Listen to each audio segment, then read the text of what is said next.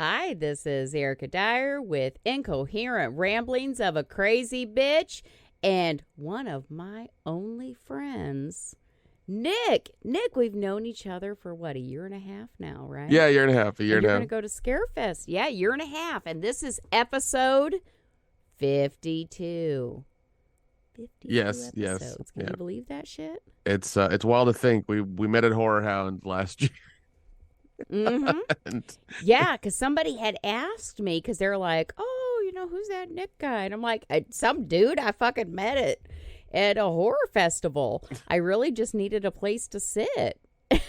Yeah, and we you, got to and chatting. and you met us all very, very tall, big dudes that were there. Yeah. Well, it's so funny. It's so funny because a lot of women, because I was very inebriated. Yeah, and for those who haven't listened to the past heard, episodes. Yeah, we heard like a quarter of your stories very quickly. You were telling us. Oh, it's because I was nervous. When I'm nervous, I talk. And the more drunk I am, the more I talk. For those who haven't listened to past episodes, we were at Horror Hound in Cincinnati, and I was waiting for a friend, and I was very, very inebriated. But I was in the hotel that I was staying in, so I wasn't like scared or anything like that. But I wanted a place to sit, and I saw these big dudes just kind of sitting along the wall. They're talking, they're having a good time, and there was this table that was like in between them, because I think it was a table I sat on.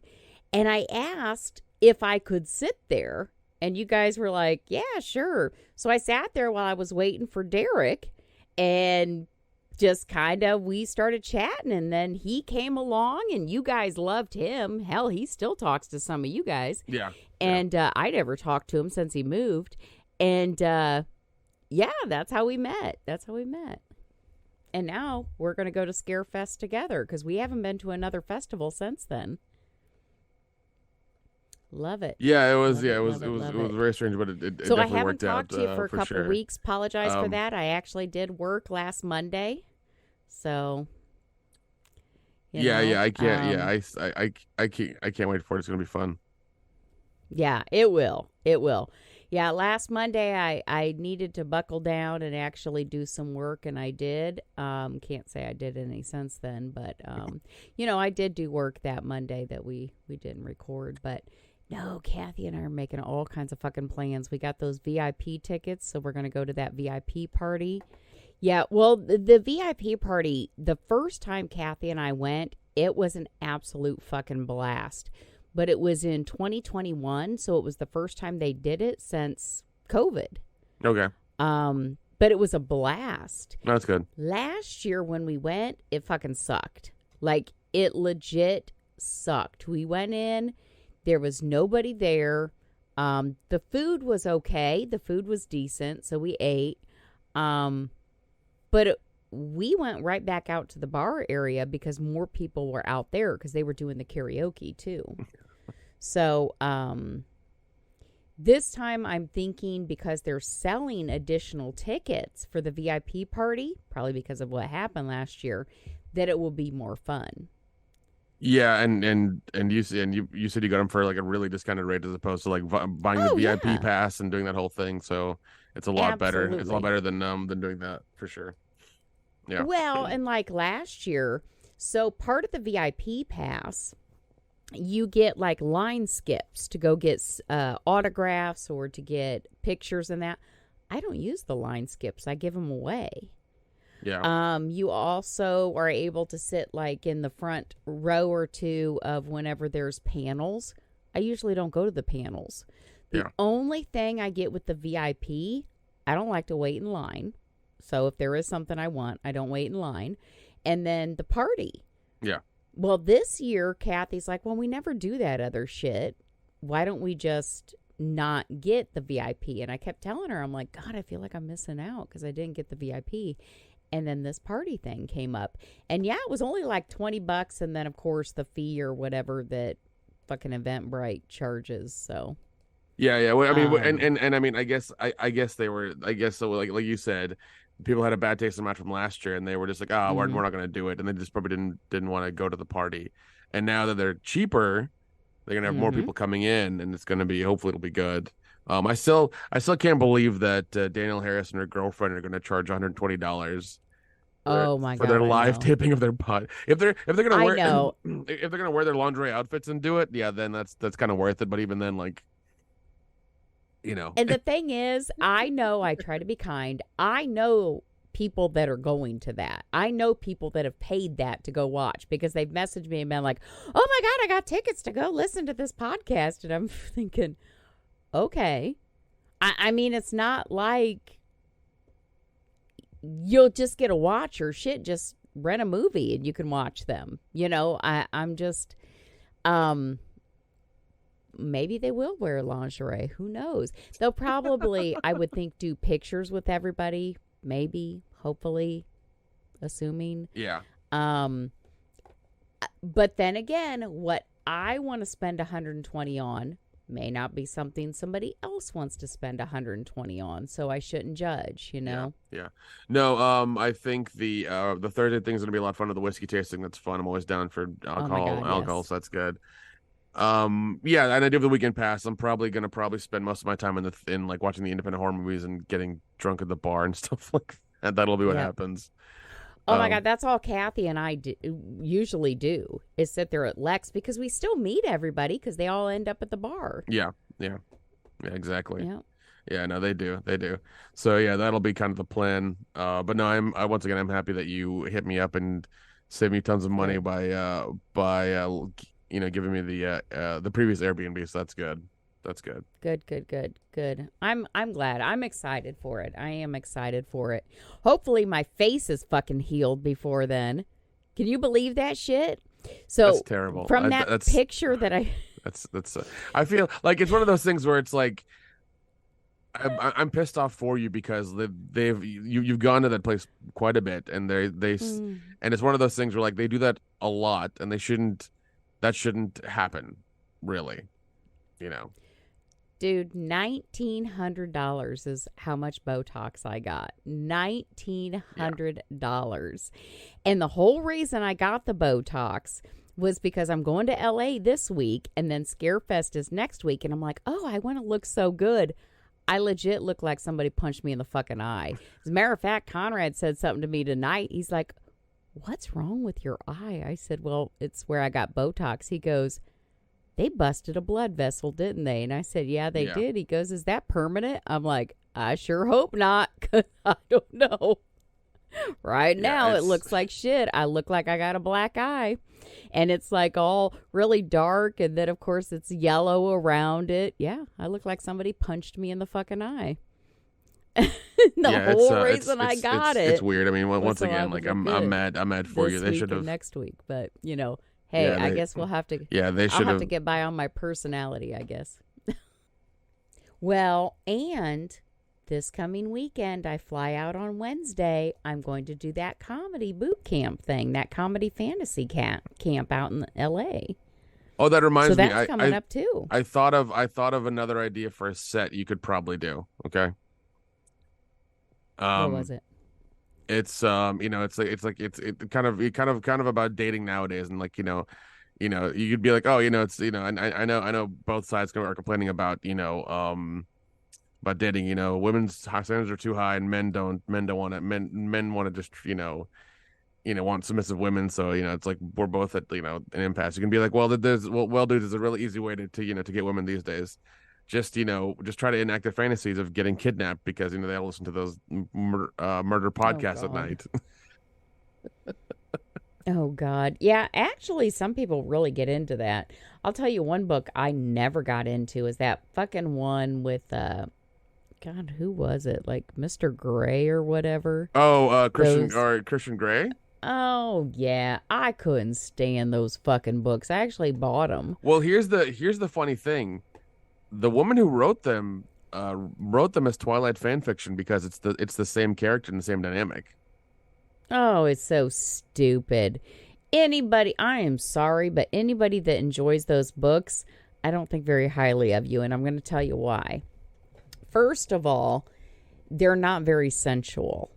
Okay. Second of all, they were written for teenagers. There's no way that was written for an adult woman. Third, I get the submissiveness, but there's a point. But yeah, there was a couple scenes in there where um God, I can't remember. It took me like a year to even get through the first book. Like he took her tampon out. I'm like, why would you need that in the book? Why would you? How is that supposed to turn me on or be sexy for me?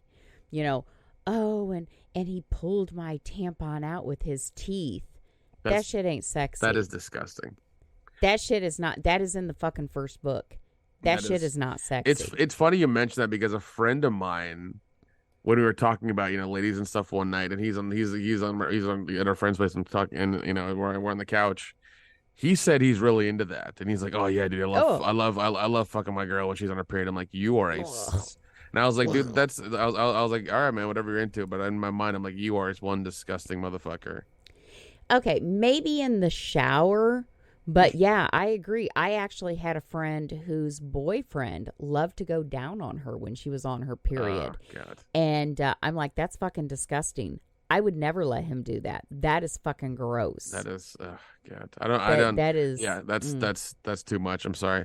By the way, according to Google, all three films made $1.325 billion. Isn't that crazy? Because I thought it was so. I never read the second two books because it took me a year to get through the first one. I was so disgusted with that book. I'm like, how could this?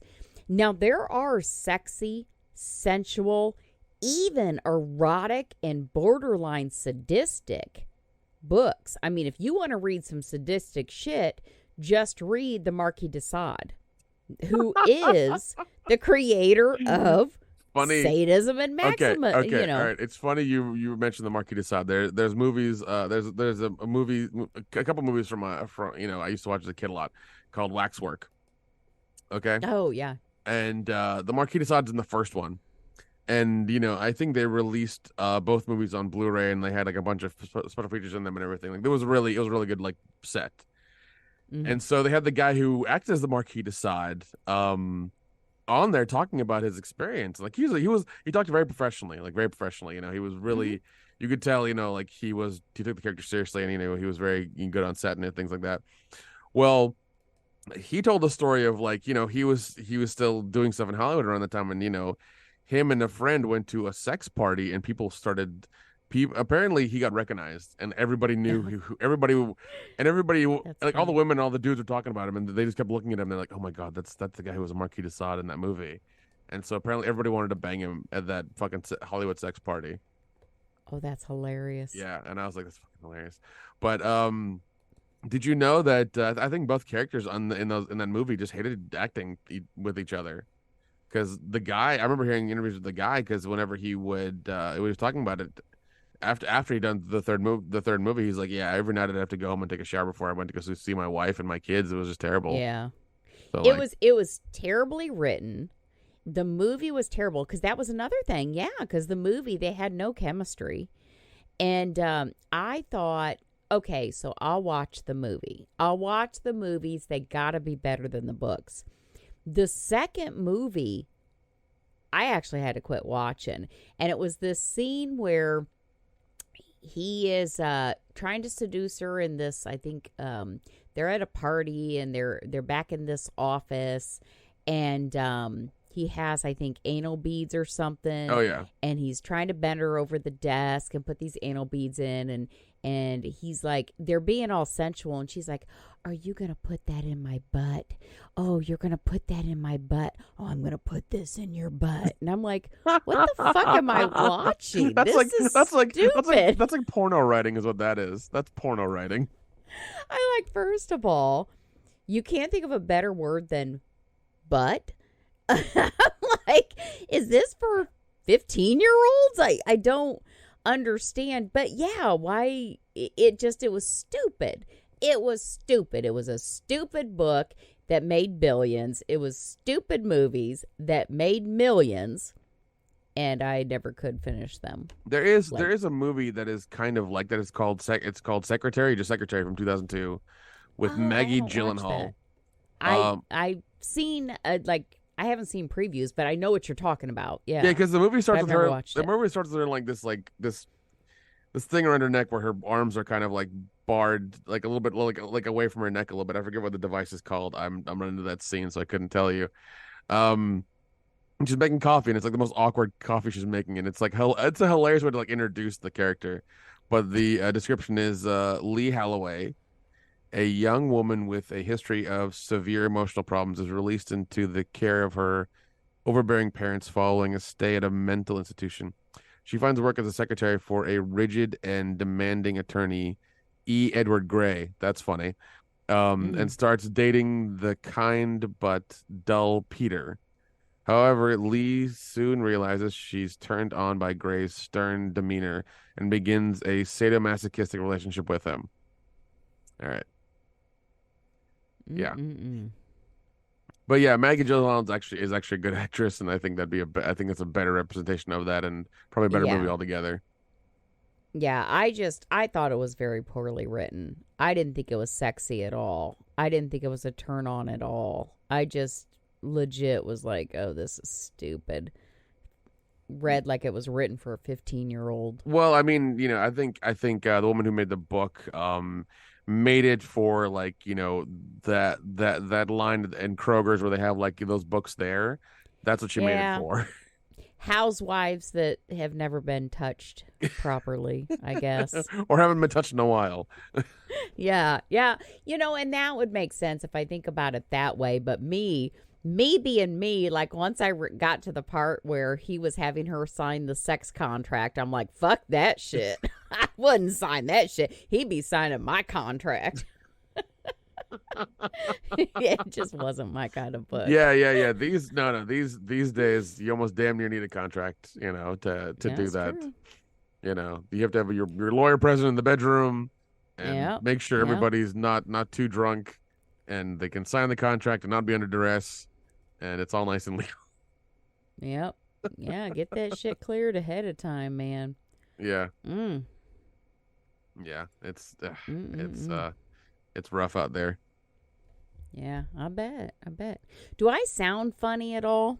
Like No. I can't form my words.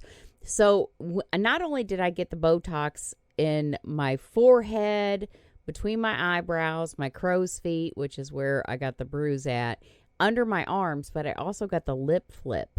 So what they do is they put Botox in your upper lip, and my upper lip won't move. So when I'm talking, it's really hard for me to form certain words because I can't hardly move my upper lip. You sound fine. There's no difference, really. I can feel it when I'm talking, and sometimes I drool a little bit, and I'm like, I wonder if this is. I'm not drunk. I'm trying to. I'm really trying to sound coherent. Oh God, that boot camp is going to be fun. Then oh my God. Oh yeah. I cannot wait. And I did sign up for the VIP thing because when I was reading their we've started getting emails and invited to like a private Facebook page and stuff like that. And I'm like, oh, they had a VIP thing where you get mentoring, like more one-on-one, and you get to go special things. I'm like, oh, I should have done that. Well, I guess I did because I started getting, and I'm like, oh, well, I guess that's not a big surprise. Well, no, that's good. No, that's in on that. That's really good. Because like you are legitimately funny. I think you just need some help from them to kind of like hone it down and really get it kind of working, so you can kind of get through the the steps and stuff and really get it down. Because I mean, who knows? You could do some more stand-up stuff, and you might hit big. Who knows?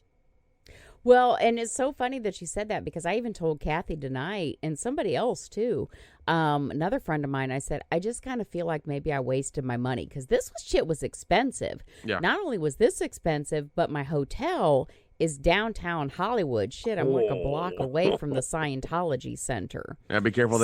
Be careful that they don't get you. I know. I told Kathy I should view it. She's like, you'll never come back. But so the shit was expensive. So I spent a shitload, but I'm like, God, am I just wasting my money? I like to think I'm funny, but it's one thing to be funny in Decatur. It's another thing to be funny in front of comedians. Yeah. But then again, I tried to tell myself, I'm like, but that's the whole purpose of this. It's not a competition. And they have said that in their emails. This is not a competition. It's to help you along. So I was like, okay, if I try to think of it that way, then, you know, there's no winners or losers. It's just doing it. And then they're having, from day one, Thursdays when it started, from day one, you can sign up for open mic. You know, so they'll have open mic Thursday, Friday, Saturday, and then Sunday is when we'll be at the Hollywood Improv. Oh, nice. So, Nice. Yeah. Yeah. But I'm like, oh, since I did that VIP thing, I would think that I'll get pictures with Jay Leno and Adam Carolla, and some of the others. I would hope send so. Send them to me. I'll post them to social media. Well, and I also paid because, God forbid, I ever save my money for retirement. But I also paid for this photography package, so I don't even have to take pictures myself. There will be a photographer that is taking pictures for me. Nice. So you know they're going to be good pictures, yeah. Oh yeah, definitely. No, that's good. But no, I'm happy for you. I hope that it does help you along, and you do more open mic nights and stuff like that, and really kind of like hone it down, and get your sets good. That's what I'm hoping for. But it's not just for stand up. It's also, I mean, if I would have had like a script, like if I felt like I was a script writer or had a treatment or something written for a sitcom, I could have sent that to them ahead of time, and they have somebody that will review it, and they'll actually go over a couple, but I didn't have anything. But they will talk about comedy and digital media, like TikTok and all of that. And then we'll have the stand-up, a podcast workshop. So we got all these workshops, a comedy roast workshop, networking opportunities. That's the one I want right there, networking. Pitch sessions. So if you have an idea that you want to pitch for like a show or something like that. And then we'll have a writer's room where we're going to sit down, we'll get in groups, and we'll actually write a short sitcom episode that will then be put together, and that they'll actually have people act it out. Oh, interesting. So, that's really interesting. Yeah, that's good. That's along really good. with some other things. Yeah, so it's like touching all the different areas of comedy, not just stand-up. So that's really good then. So that's awesome. That's awesome. That's really good. I thought that was that'll interesting. really, No, that's I didn't realize it was like that involved, but that's really good. That'll really help with everything. That's awesome. Yep. Yeah, that's what I thought. And then the networking, I'm like, you can't beat that. That's one of the reasons why I was doing all the fucking acting, is meeting people, networking. And I'm like, this is the way that I could meet all these people.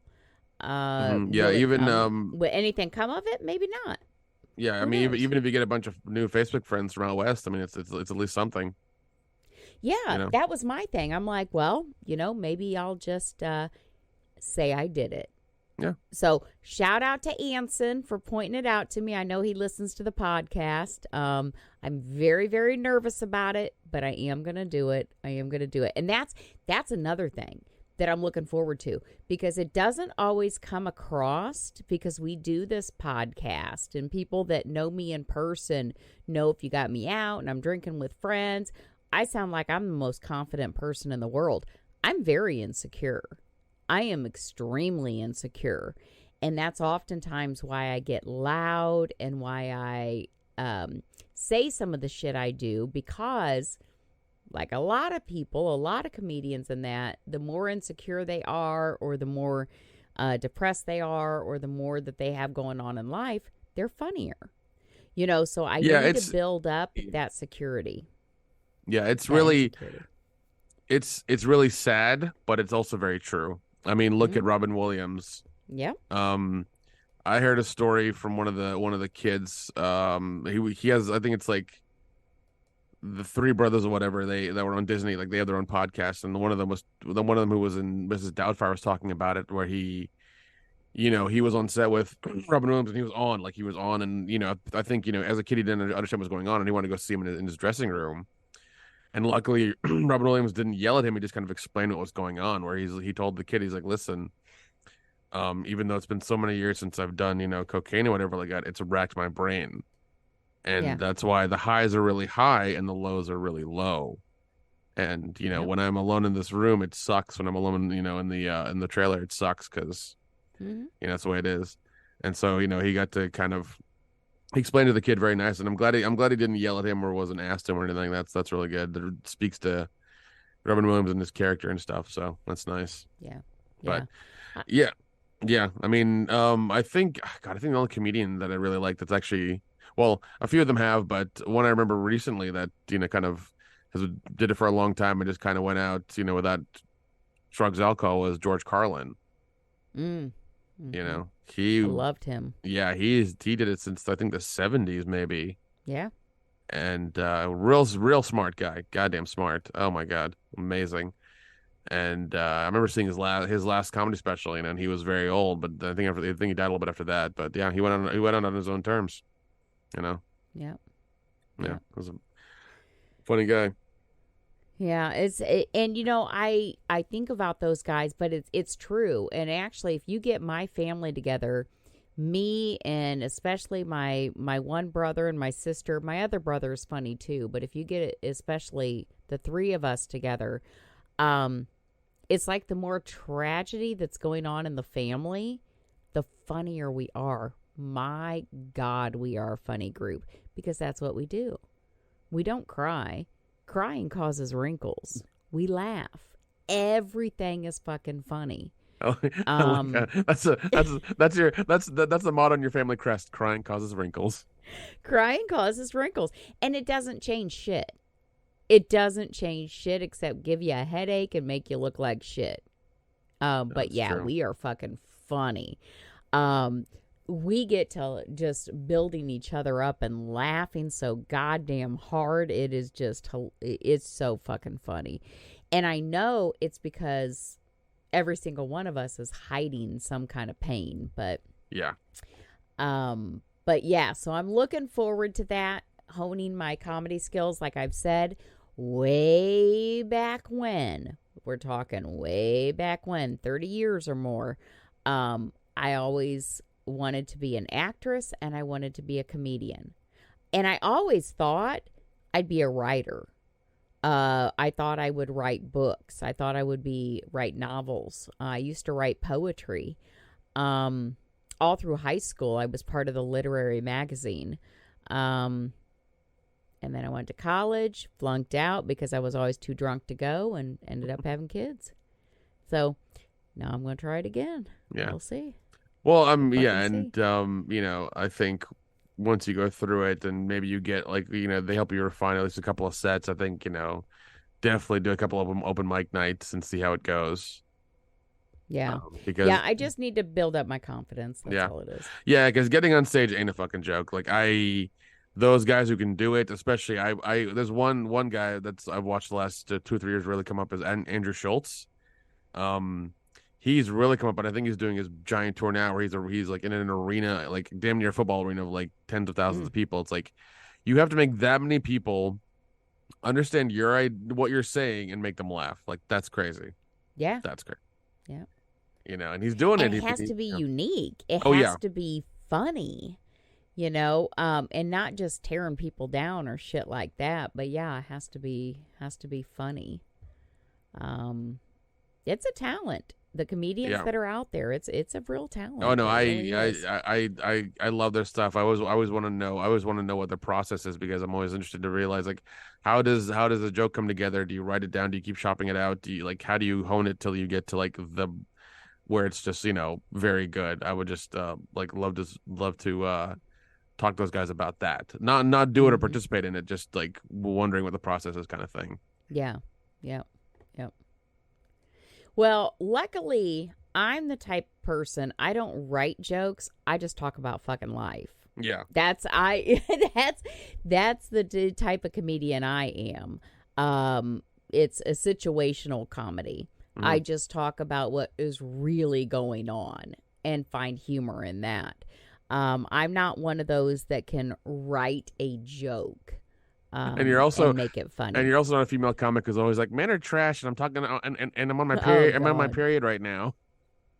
God, no, that drives me fucking nuts, man. That drives me fucking nuts. Yeah.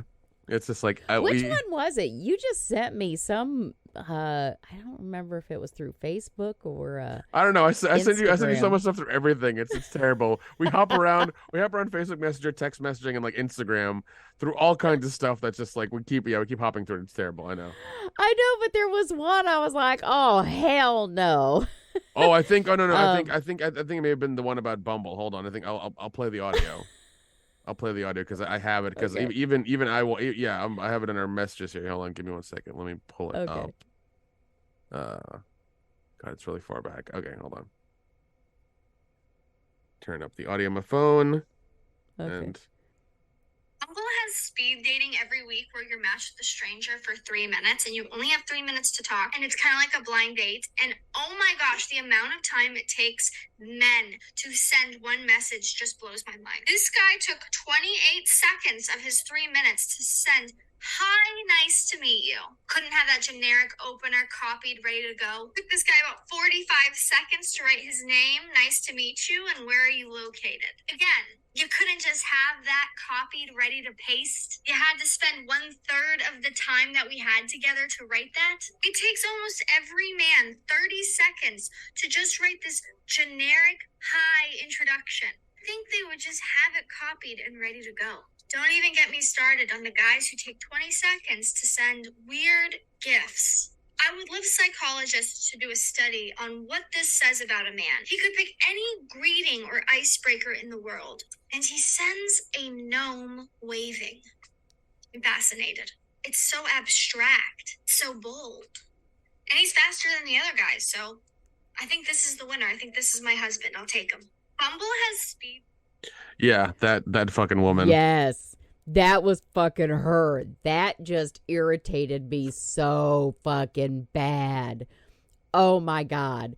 As she was talking, I'm just like, oh my God, you fucking cunt. I would have just like moved the fuck on. I mean, he took 20 seconds to respond. Yeah. Just like, 28 seconds, a big chunk of... Bitch, you're on speed dating on fucking Bumble. You're not doing this in person. And probably, oh my God. and it's oh God, and she has tons of this shit. It's like, let's see, Annie Schaefer. Oh, of course, Los Angeles content creator. Of course you are, lady.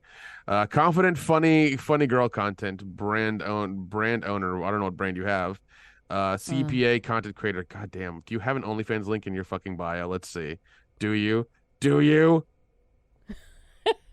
No, you don't. You don't have Not an yet. OnlyFans link. No, she has Just stuff about wait. skin care and teeth whitening and bath bombs. Oh, she has a book called Bathroom Poetry, my comedy book. You can get on Amazon. Oh, good Lord. Yeah, I couldn't fucking Jesus. stand But she her. seems... I'm like, she's that type of cunt that would get mad if somebody responded too fast because they didn't think about it. Well, and here's the thing. I have no idea if you've used Bumble before or not, but it is if a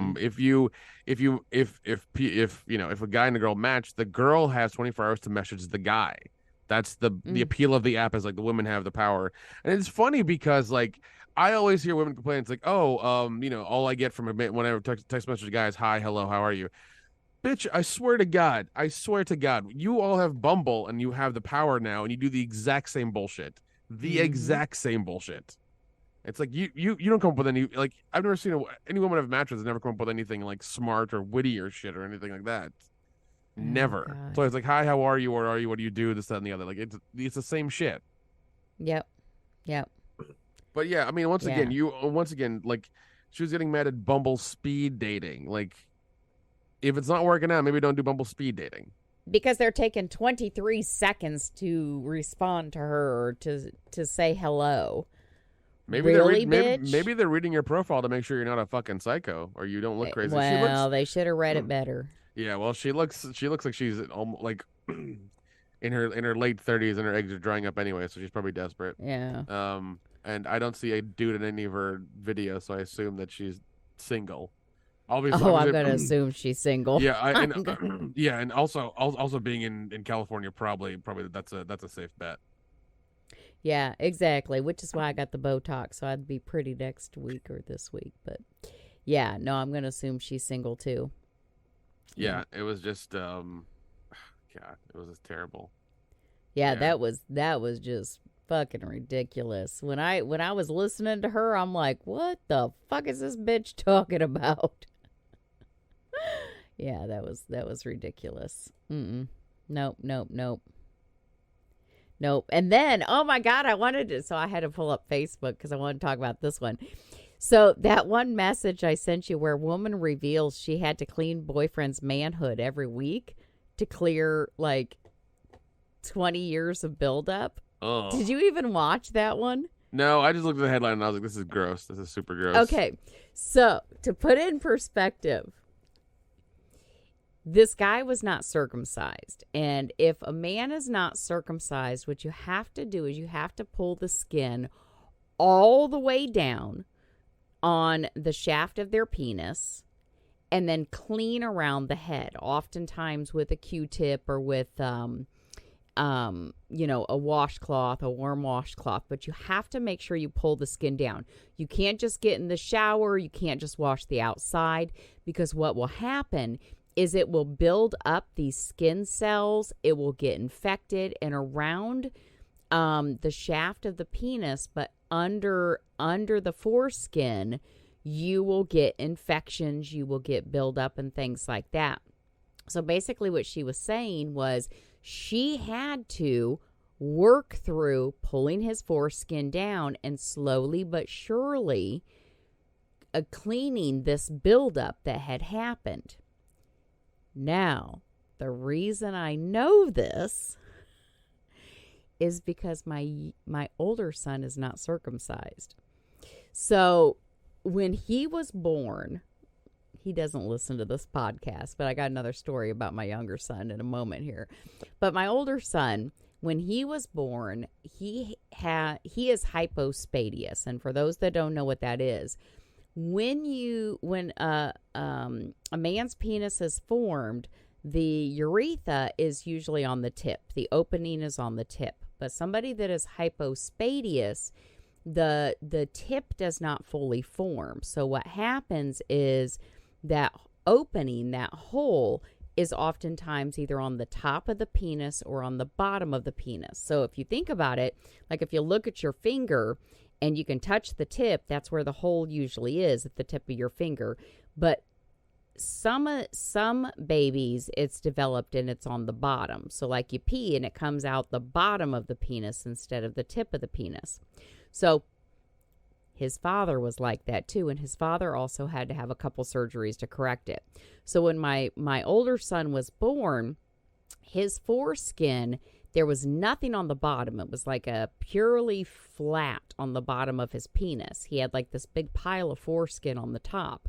So they had to take that foreskin and reconstruct the shaft of his penis and create a new opening for him that came out the tip. But there was extra foreskin. So instead of removing it, they left it. So he is like half circumcised. So he has like the very tip of his penis that peeks out like a little turtle's head.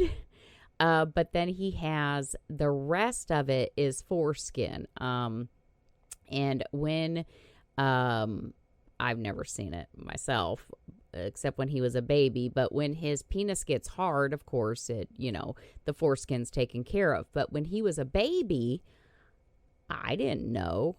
His babysitter didn't know that we were supposed to be pulling that foreskin all the way back and cleaning around the tip of his penis. And he had that. He actually got an infection and it built up. And I took him to the doctor. And I was only 21 when I had him. Yeah. And this doctor was, I was he Chinese? I can't remember. But he was trying to explain to me what had happened. And he's like, foreskin stuck. And I'm like, okay, what do I need to do? And he grabbed this baby's foreskin and he just ripped that shit down because it had started to stick. It had started to get infected. And yeah. So I had to teach my older son, literally take him in the shower and teach him how to pull his foreskin back and how to clean underneath that foreskin properly. So I read that and I was like, oh my God, that is fucking disgusting. But I understand how it happened. Yeah. I mean, it is the way it is.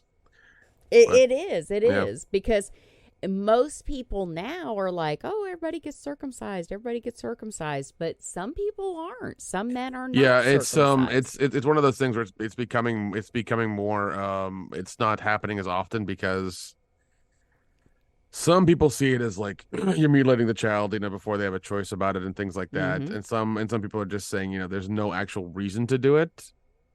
So it's more of an aesthetic thing than it is a health thing. And it is. That's true. Yeah, and so that's kind of the that's kind of what's been happening as well. It's like it's becoming less and less a thing now. So and it's more religious reasons too. But yes, a lot of people they will I had my younger son circumcised. I wasn't going to because circumcising them a baby boy, for one, I have seen that shit happen, not just my own children, but because I work in hospital settings and it fucking hurts. You are strapping. They literally, most parents don't watch, but they will literally strap your baby boy down and cut his penis skin off. Yes. And maybe rub a little numbing solution on there. They fucking cut that skin off. And then you have this penis that is sore, that is missing its skin until it heals. And then when it heals, you run the risk of you got an open infection on this penis. It can get infected. Depending on how the wrapping is, I know from experience, that shit can heal improperly. So why do it? Because it looks better. Because everybody's circumcised. I wasn't going to do it, but his father wanted him circumcised. And I was just like, fine. Because I knew what I went through with my older son. I was like, fine, I'll get him circumcised.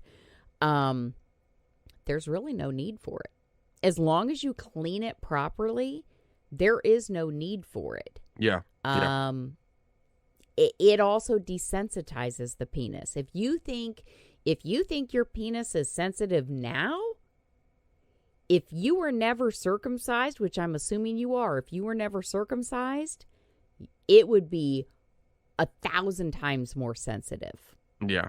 If that skin was still there. Yeah, that's what I've heard. That's exactly what I've heard.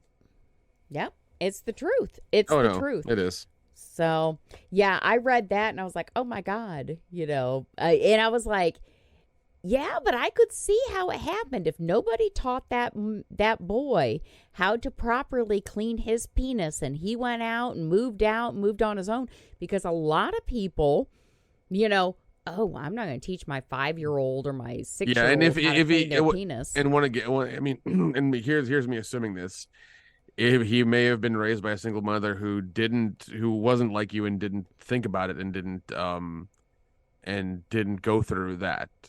So, they just assume everything was all hunky dory and went through life and didn't think about it, Exactly. I know that's what he did. I know he's probably humiliated because now his fucking girlfriend's calling into this fucking podcast talking about his dirty ass penis.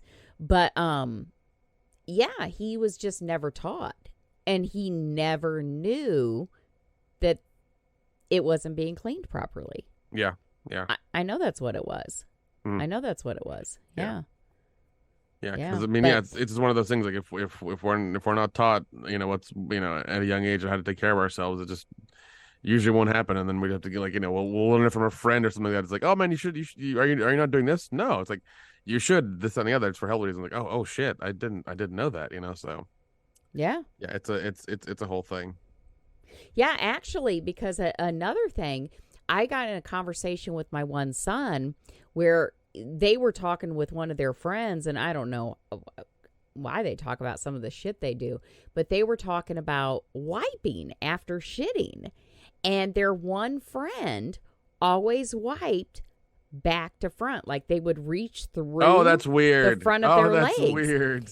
And I'm like, but yeah, if nobody ever taught them, and I said, but if you think about it, when you were being potty trained, did I ever reach through the front of your legs, or did I teach you to reach from behind? They were just never taught properly. Yeah, no. So all these years, and we're talking about kids that are now adults, in their 20s, and he's fucking wiping his shit from back to front.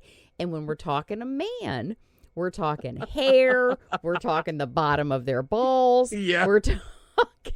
He must, yeah, when a woman ever goes down on him and tries to like lick his balls, she's gonna just be like, ah. I know, I'm just like, oh my God, do I need to have a class with all of these young men and proper hygiene? In all honesty, some of them you do, because once again, like, society kind of throws men to the wayside. Some do, but that seems to be the societal in general norm is like, you're a man, go figure it out kind of thing. That's kind of how you're just thrown to the wolves. Like, all right, just figure it out. I think that's true. I think a lot of people are just like, you'll figure it out. But how? How the fuck are you going to figure it out? Maybe TV. That could be. And now we have podcasts and things like that. But, yeah. I mean, same with me. I'm trying to think of some of the shit that I figured out. I know I learned how to wear makeup from my older sister, or from my sister. Like eyeliner. I would always watch her use a lighter to heat up her eyeliner, and then she would do like those Madonna eyes where it was like really black eyeliner. So for the longest time I did that. But I guess that we just, if nobody actually teaches us, it's just where we can find it. Most sex, I know because of books I've read or porn I've watched. Yeah. So, yeah. Yeah, it's just and unfortunately for dudes, it's it's more than like the magazines and porn and the internet and things like that. That's how we learn. We're just supposed to figure it out. Once again, like that's how society is towards men. It's like you have to just figure it out. There's no school for you. There's nobody gonna ask you about it. And if you ask anybody about it, you seem like you're treated like a fucking moron. It's like, oh, you should know this already. It's like, I don't, that's how it is. And it's just like, all right, man, whatever. So then nobody asks. We just have to kind of roll ignorant through the world until we encounter it, and somebody finally teaches us something. Yeah, it's kind of shitty, but yeah, that's how it is. That's how it is. Yeah, you're absolutely right. It is. And I'm sure I haven't taught my boys everything because I'm still a woman. There's things that they might have ran into that I never thought to talk to them about or teach them. And yeah, I don't know. Yeah, no, it's funny because when I was with my family in New York, my mom had been in the mom had driven up from Tennessee to New York, and I met the family there, and flew out. And I think we went out one morning to go get coffee or something like that, and she stopped, she wanted to talk to me because she wasn't around my other family for a bit finally. And she told me, she's like, oh my God, I'm so happy they're flying back. I'm like, why? Because my aunt and two nieces were staying at our house in Tennessee for like 6 weeks in the, of the summer. And she's like, those teenage girls are terrible. And she was like, they're undecisive. They want to eat junk food and they don't want to eat dinner. And like, they throw their clothes everywhere. And, it was, just having them for 6 weeks was terrible. You guys were easy to raise. I'm like, Mom, that's how that's how every guy feels about every woman ever in history. Indecisive, pain in the ass. They're dirtier than dudes are, even though we get blamed for being dirty Yep. sometimes. And it's Yep. just like, no, I've shared a hotel room with some women. It's just like your shit is fucking everywhere. My stuff's in the corner, like where my two bags are. Mm-hmm. It's like I don't know. It's crazy, and it was funny because I had to tell her, it's like that's how women are. That's why we find them sometimes fucking irritating. It's like that's how it is. And she's Yep. she's like, I'm so happy I had boys. You guys are way easier to raise. I'm like, yeah, because we're simple. There's not a lot. There's not a lot. We don't need a lot. We really don't. Yeah. Well, and I never had a girl. I only had boys, but I hear some of my friends that have had girls, and they say it's kind of hell. Yeah. Yeah, and I've always heard that. I've always heard with girls, there's always the fight between the girl and the mom, always for some reason. Yeah. I don't know why that is, but I think it's weird. I don't think it's always. I actually have friends that are probably, in my opinion, are a little too close to their daughters. Like they see their daughter more as their best friend versus their daughter. And I don't agree with that. I'm not going to party with my children. That's Oh, just plain and simple. oh, I was friends with a couple like that, and their kid was Mm-mm. probably 17 or 18, and like we would go party with the couple at their house, and their kid would be there, and they would, like, mind you, they were rolling joints, and they were taking like Mm-mm. the couple, anyways, the adult couple was like rolling joints and making making bowls and things like that. And they were also doing, I think they were doing Molly, or what was it? Ecstasy or Mm. something. They were doing something. And they would give it to their daughter because it's like, oh, you're partying at the house, you're Mm-mm. fine. But No. it was super awkward. It was super awkward. So awkward. Absolutely awkward. Now, I'm not going to lie. There has been times that I've been out and I've been so fucked up. I'm texting my kids like, hey, can one of you come and give me a ride? I've drank too much. Conrad will not fucking give me a ride for the life of me. He'll be like, your drunk ass can walk home. Zachary will ride his, I know, he's fucking asshole. Zachary will ride his skateboard up to uptown wherever I'm at so that he can drive my car back so I don't have to go back for it the next day. But I would never sit there. I may say, here, try a drink of my alcohol, but I would never sit there and pass drugs or alcohol back and forth. I will not party with my children. Yeah, Absolutely not. that's what happened with this couple. I mean, like, once again, they were cool. Like, nothing weird ever happened. We were always fine, so it was okay. I think You I got to have a remember. fine line there because when you need to be a parent, then how are they supposed to look at you as a parent? Yeah, it was strange. It was very, very strange. Well, I mean, I know the daughter got pregnant with the kid a couple of years ago, and she basically made the same mistake her parents did, unfortunately, because her Mm. parents got had her when they were in high school.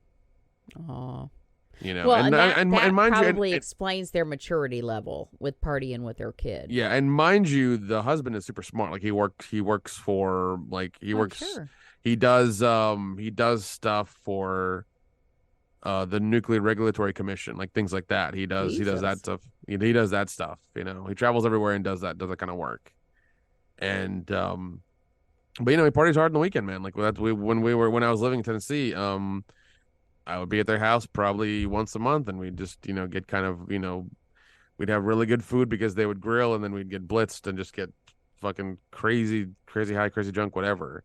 Eventually fall asleep on their couch somewhere, and then drive back, or maybe get Waffle House next morning and then drive back. So yeah, but no, their daughter would party with us, and we always treated her like a Mm-mm. kid. We're like, hey kid, what's up? And she was cool with us. And once again, nothing Yeah, awkward, but nothing awkward ever happened in that regard. But I do remember one morning waking up, and I think the couple were fucking in their room, and you could, like, kind of hear them, mm, which is really weird, super weird. But yeah, but no, that seems to be a thing now. Yeah. Apparently you'll see these kids have these house parties and their parents will like pretty much be there and get the alcohol and the food and everything for their friends. Like that'll Oh, be a thing now. I grew up with people that were like that. Oh, you're going to party at home. That's fine because as long as you're at home, I'll know where you're at. You're going to party anyways. And in my mind, that's kind of encouraging the behavior. Yeah. But we also got to look at ages too. If my kid is 20, 21, 19, I would be more likely, oh, you and your friends are having a drink. I didn't buy it. Don't let me see that shit. Clean it up.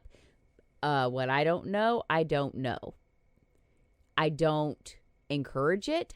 I don't provide for it, but I'm not fucking stupid.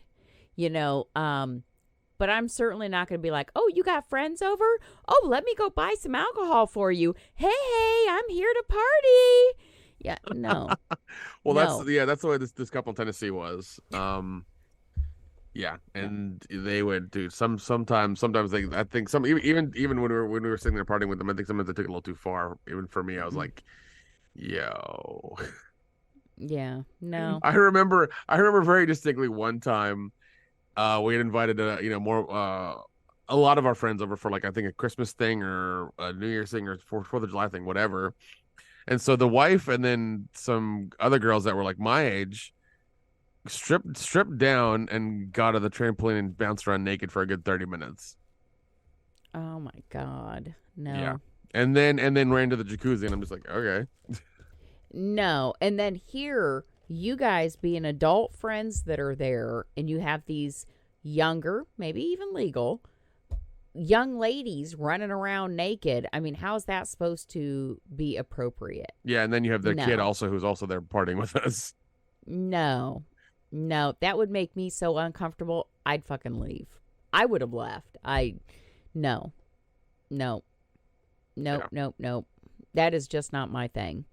I am not a perfect parent, but I'm not about to party with my fucking child.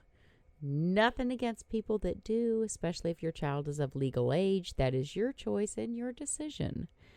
But nope. But no, she wasn't. I think she was like 17 or 16 Absolutely or whatever, not. Nope. And then when that girl gets, molested by a teacher at school, you're going to wonder why. Well, I remember being over and like we were still still Facebook friends with her.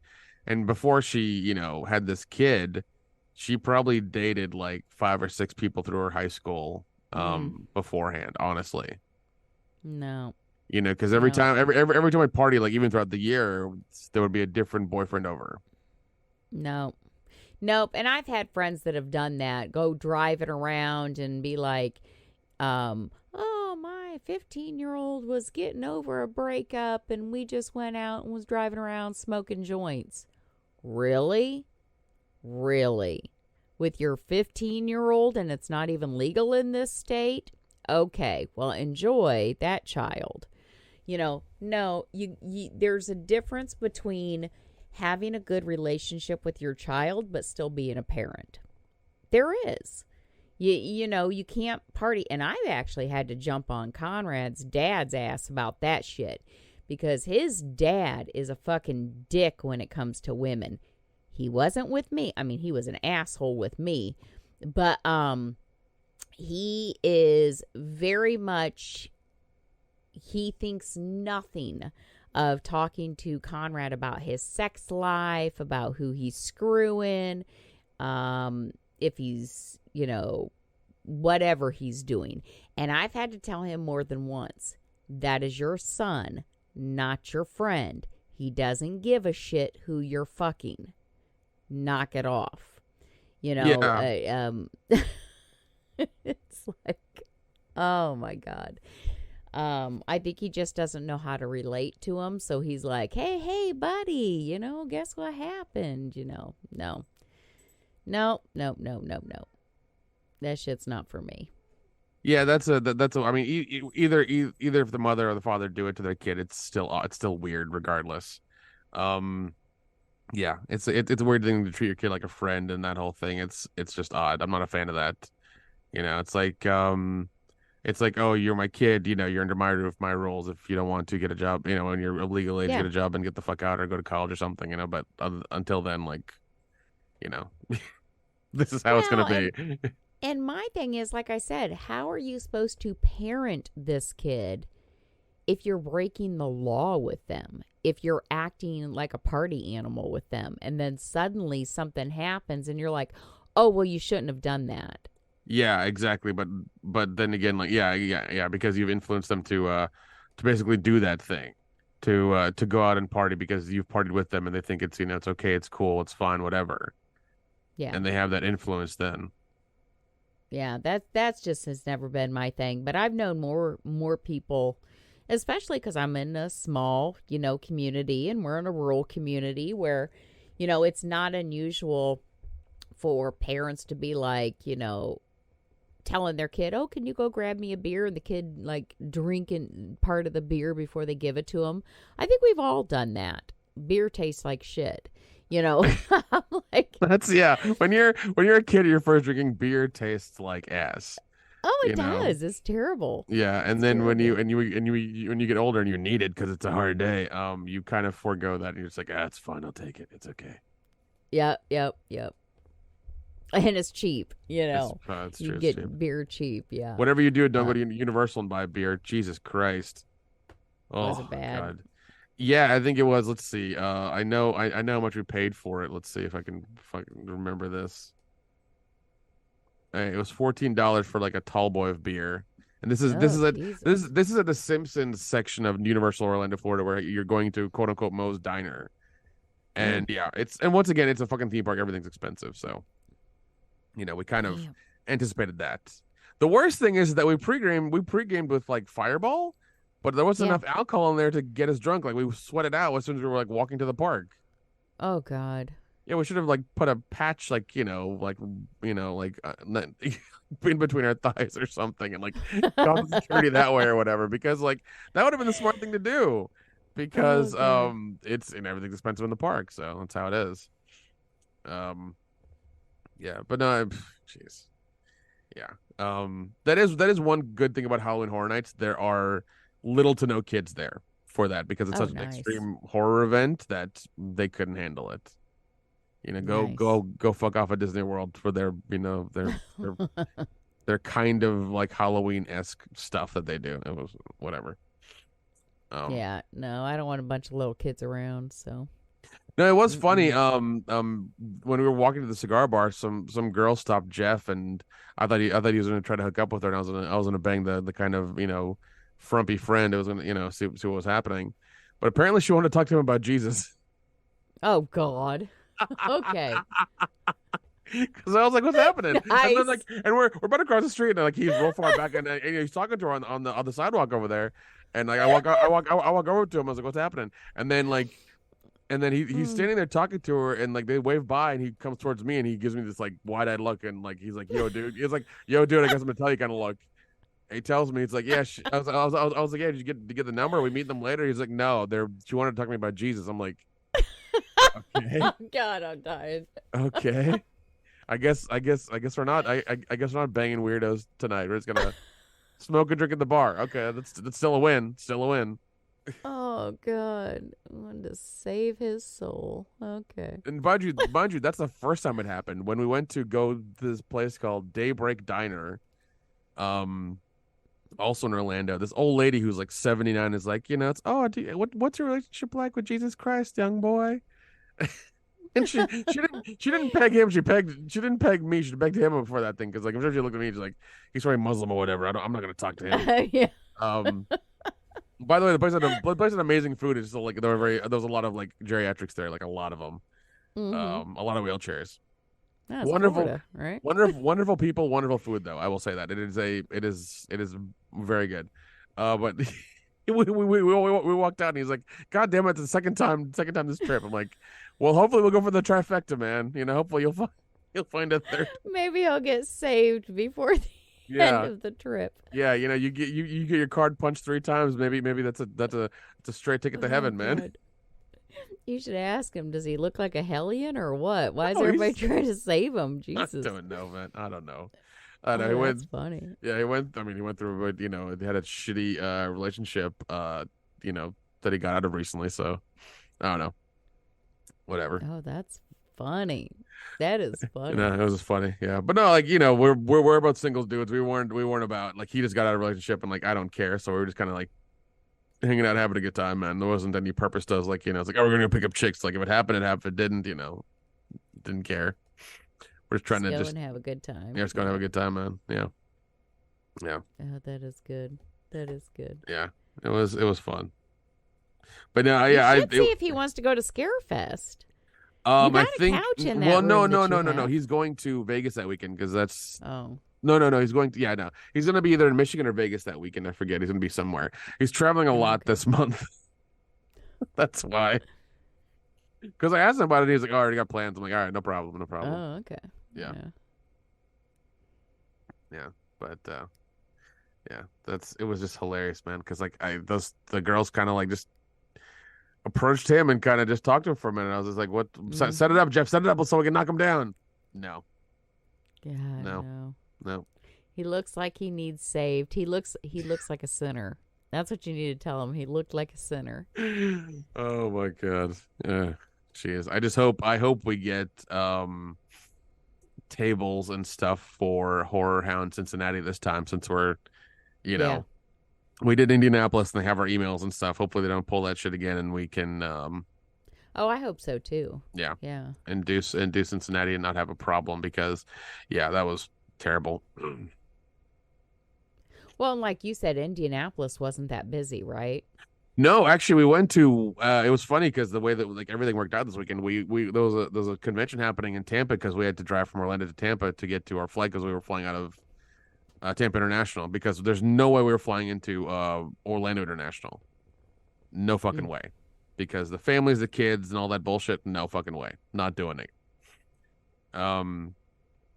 But we got a rental car. We drove to Orlando, no problem. But where the fuck was I going with this? I've lost my train of thought. Don't worry about it. Too distracted. Oh God. Oh yes. Oh yeah. Sorry. Horror convention. Yeah.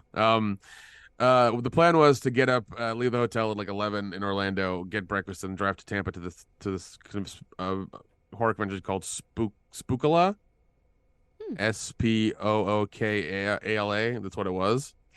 Because I learned about it when I was flying down, and I was like, oh, Sunday we can go to before we get to the flight. It's only like 20 minutes away from the airport. So we did that, and like it was a flea market of people. It was really good though. There were more vendors there. There were probably double the vendors there than there was at Horror Hound Indianapolis. Wow. Okay. It was we picked up some weird shit. I found there was some guy who had bootleg VHS tapes of like porn, like horror porn that I bought. I bought 3 of. Like he had like a pseudo, like I think it's called Brain Busters video. Like it was a Blockbuster video logo, but he had that on there.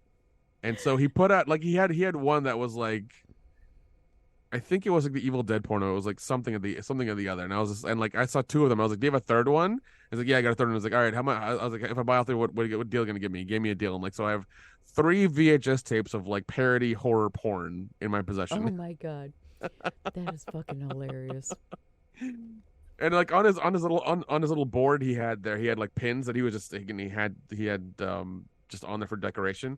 And I was like, hey man, can I get that adult XXX pin? And he's like, you've earned it, man.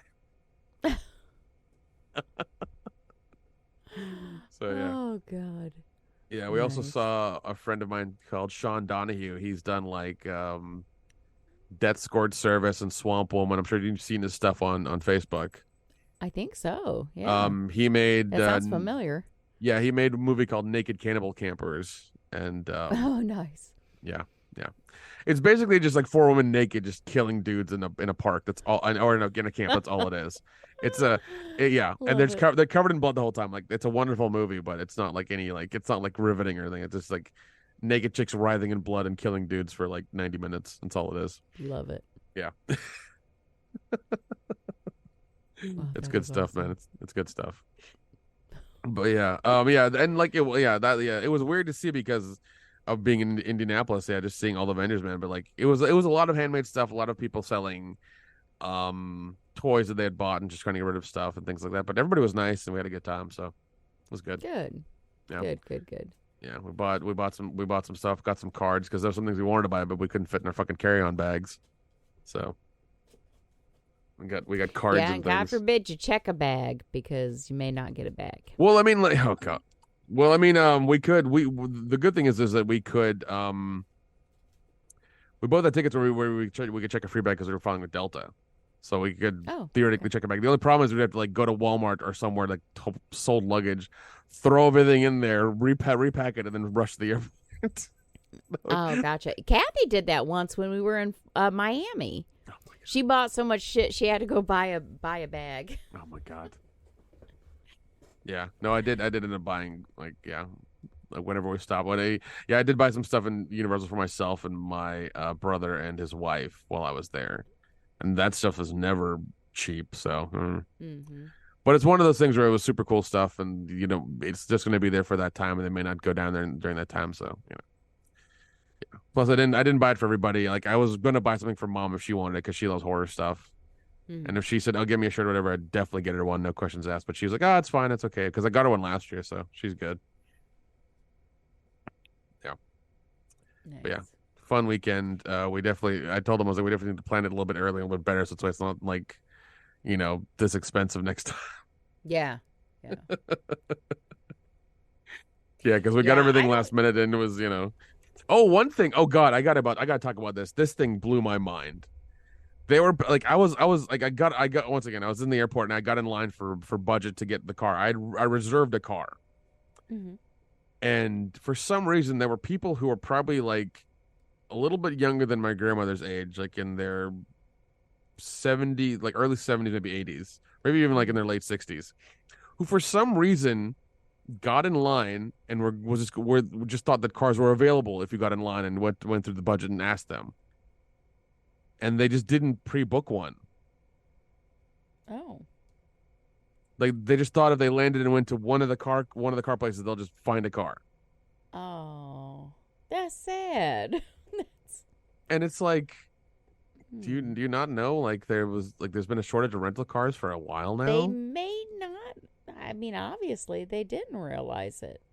It was just weird because like a few of them got out of line, and it's just like, no, I reserved it, and some of them are like, oh, it's going to be $200 a day. It's like the car we got was going to be it was like $150 it was like less than $150 for 2 days.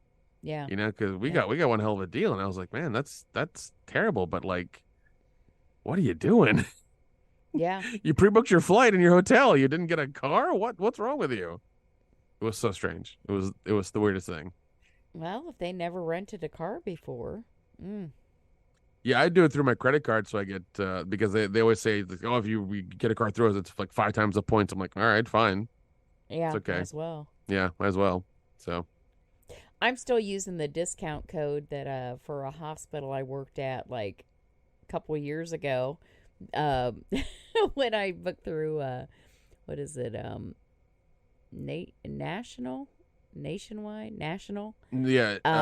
Yeah, there's Nationals, Enterprise, there's Avis, there's Budget. Yeah, it's national. So there's this code where we get like a really good discount and insurance and all that. And back when I was working for that hospital, we always had to book using that code. And after I left that hospital, I should have stopped using the code, but it's a really good deal. Yeah, So man. You need to text me that code, man. I do. I still use it. I'm like, damn. Especially if you get insurance and everything with it. Shit, I'll forego the points on my credit card. I'll do that. It's like, yeah, it's a good deal. Yes, that's wonderful. Like, and because it's national, I always do like the Emerald row. And they usually upgrade me because, again, this is a company code. So basically, I get off the plane. I don't have to wait in line. I literally just walk onto their lot, jump in a car, and drive away. Yep. And they usually upgrade me to the executive row. Shit. But And like I can get a car for like $50 a day in LA. You know, that's really good. That's really good. It's really cheap. It's really Damn. good. And this whole time, because I'm earning points towards free rentals too. One of these days they'll catch me. They'll be like, why is Erica still using this code? But then again, if it's a big enough company, which it seems to be, they're not realizing I'm still using it. Yeah, So, and it's one of those things where it's like it's probably not adding much to their budgets. They just don't care. yeah. Like if Yeah. I think if you were traveling like a lot, going everywhere and doing it everywhere, then it'd be a problem. But if you're doing it seldom, like once in a while, maybe like once a month or something like that, I'm sure it doesn't Well, and hurt them or things. it's not costing the company anything. I'm just getting a discount. I'm still paying for the car. I'm just taking advantage of their discounted rate for Yeah. being a nationwide executive, whatever. So, Yeah. Oh, by but the then way, again, this is the hospital that never asked for their laptop back either. I still have this laptop from. oh, by the way, I wanted to say something. This girl, my cousin introduced me to in LA Uh-huh. that I guess I was kind of talking to for a bit there. She just recently got engaged. Not the one that But came to visit you. no. This is another Oh, one. This is another I one. was like, oh no. No. What? If that had happened, you would have got a message or a voice message. That's how that would have happened. No, this is another girl that I had known that I kind Oh, of know. But like, here's the thing: is like she's been dating the guy for probably I want to say around a year. Either it's been a little bit more, a little bit less, but it's around a year. okay. And they just got engaged. I'm just like, that's weird. That's a year is a short time, man. But I mean, I You guess know, if he's feeling it, he's feeling it. well, and the thing is, I know a lot of women that put the pressure on. They're like, are we moving forward or are we moving backwards? Yeah. I really can't speak to it because my longest relationship was in high school. So, I don't know how long you should date before you get engaged, but I know people that have gotten married after a few months and have been together forever. I also know people that dated for 20 years before they got married. I guess it's just what feels right or what dictates insurance because I know people get married because they need the insurance too. No, that makes sense. But it was one of those things like I straight up put in the comment of that picture. Congratulations! I'm very happy for you. Yeah. Okay. You know, So glad we got a chat. yeah. It's just like sure, whatever, lady, whatever. But no, she was one of the people that like whenever I posted a story, or whatever like that, she was always like one of the first like few that would always watch. I'm just like, calm down, Mm. calm Well, you down. know what? Some people just want to be married because they want to feel like somebody wants them. And I honestly think that's what it is. They just want to be loved. Yeah. Yeah, it was just Yeah. it was just like I was surprised to see because I sent it to my cousin as well, and he's like, no way. I'm just like, it's there. Here's the link to her announcement. And I'm just like, all right, cool. But also, once again, like she's my age, so I assume that her eggs are drying up. She wants to, Yep. She got to get right. them eggs fertilized, and she'll worry about the rest later. Yeah, it's like, and once again, like it's LA and it's incredibly difficult to date and get that shit going. So good for her. I know. Yeah, God. it's wild out there, man. I think crazy. that's going to be like my whole first open mic thing about how You're gonna shit on LA while you're there. That's nice. I mean, I'm not going to shit on LA, but I was thinking along the lines of something like, yeah, I went and I got $1,900 worth of Botox so I can be LA pretty instead of East Coast pretty. And look what happened. Tell me I'm pretty. My black eye. Yeah, whenever you write your set, write that down and see what they say. See what kind of feedback you get. Oh, God.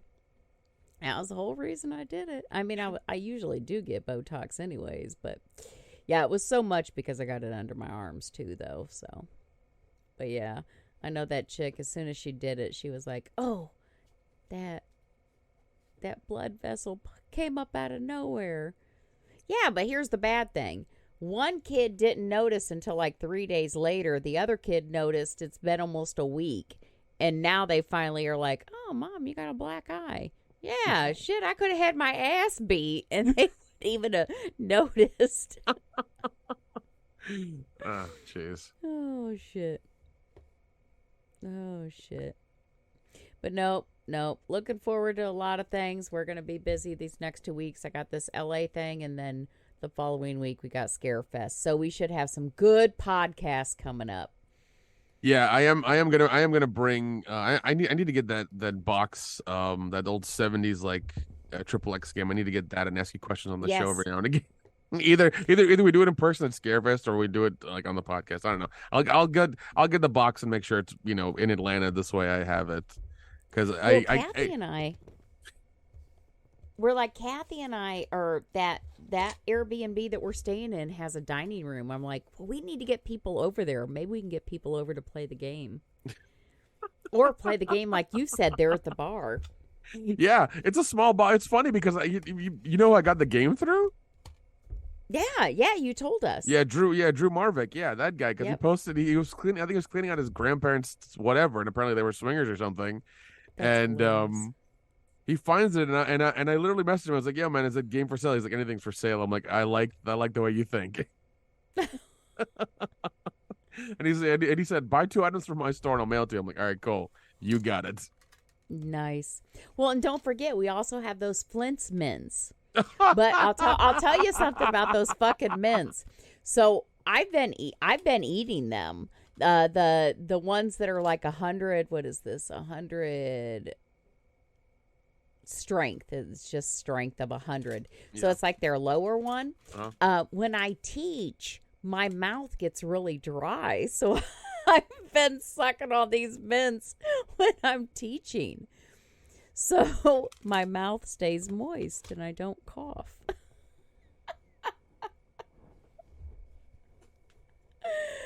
Oh God. But yes, we'll have all those Flint's mints that we'll have to take and have people try and give us some feedback on. Hopefully they'll have more fun with them than I do. Yeah, those mints are crazy. I remember it's funny because the commercial I found, I follow all those females and they're all like OnlyFans girls. I love it. No, I sit here, I got this package here, and every time my mouth is dry, I'm like, oh, I'm going to pop a Flint's mints. And I always think about those commercials where they have the drool popping out, drooling down their face. Yeah, like it's like they just took a cum shot to the mouth or something. Yep, and it does make your mouth tingle. So I was thinking, if you were given oral sex, it would make that tingling feeling. So, Interesting. It does make it tingle. I can't wait until you guys try them and tell me what you think.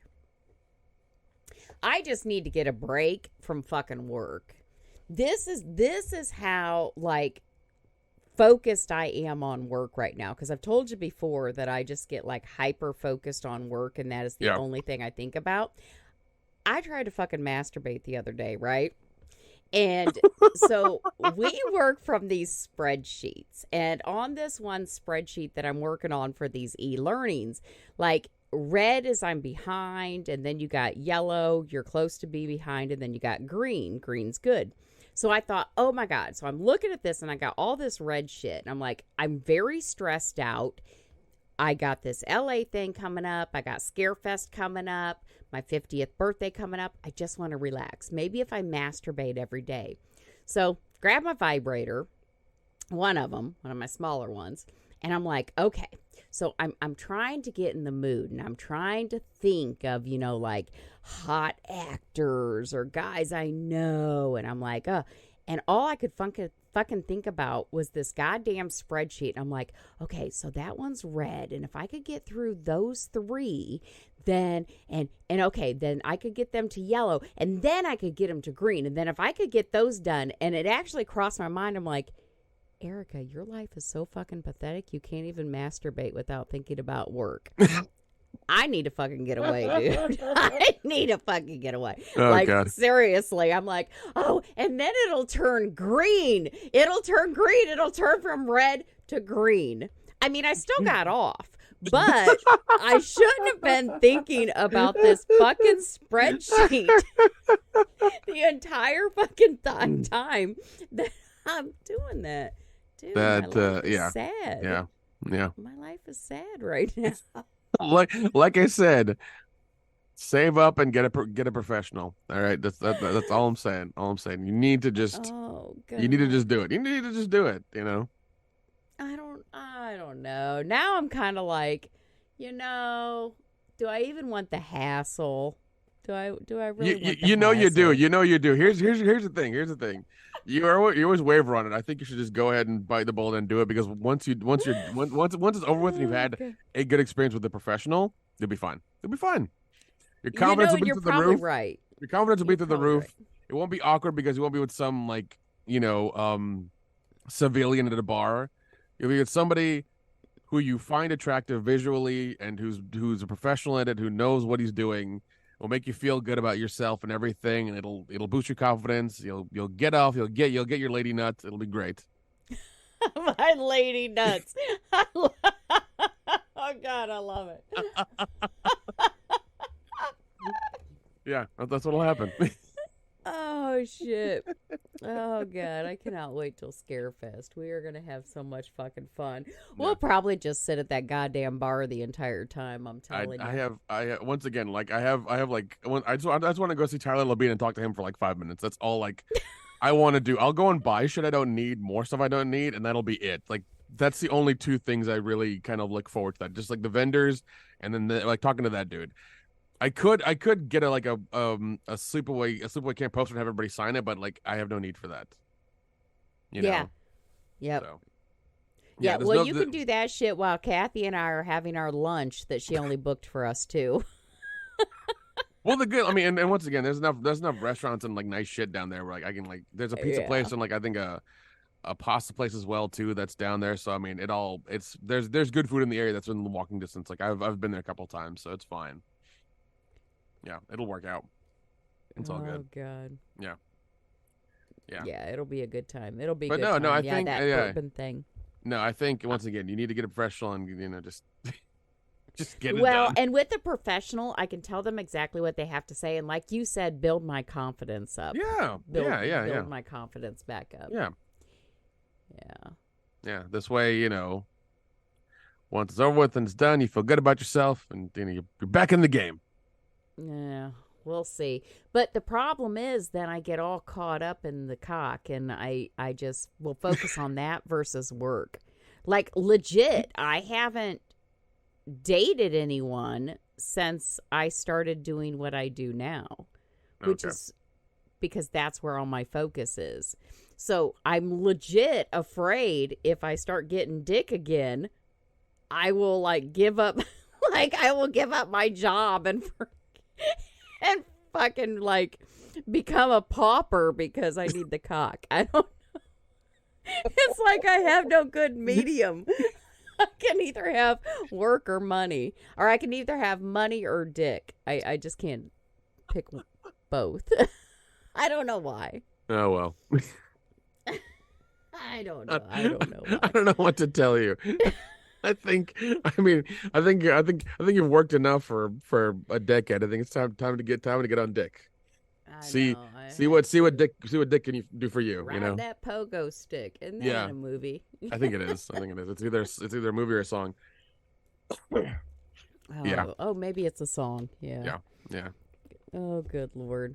Yeah, no, that's the thing. And it's like you know how you got some of those like NFL players and that have their pair of lucky socks. Yeah. My thing is my lucky vagina, evidently. I haven't screwed anyone, so I'm so good at work because I can hyper focus on work. Speaking of football, what do you think of Taylor Swift and this football player? Dear fucking God. What's with all that flack? I mean, this poor woman, I feel bad for her. When that happened, it was all over my Instagram feed. I was so pissed off. I was like, I don't care about these people. I don't care about Taylor Swift. I don't care about who the dude is because I don't watch football. So it's like the music I listen to is like old 80s shit, maybe some new rap and synthwave. I listen to very my own shit that I like. Yeah. That's it. So her music doesn't come up at all. I mean, it was playing in that really shitty bar we were in Orlando, and all those girls were loving it and woohooing and stuff. That was it, you know. Yeah. But what? Give me the Cliff Notes version of what the deal is, because like I don't know, and I haven't watched any of the videos in all honesty. Well, it's some big football player right now started dating Taylor Swift. That in itself is not a big deal, but she's been going to his games. Okay, again, they're dating. She's going to his games. But the NFL, whatever team he's on, is making such a big deal of it. Like when she's at his games, they're constantly putting her on the screen. They're building up that she's there. His fans, of course, are not liking it. And his mom, now this would piss me off.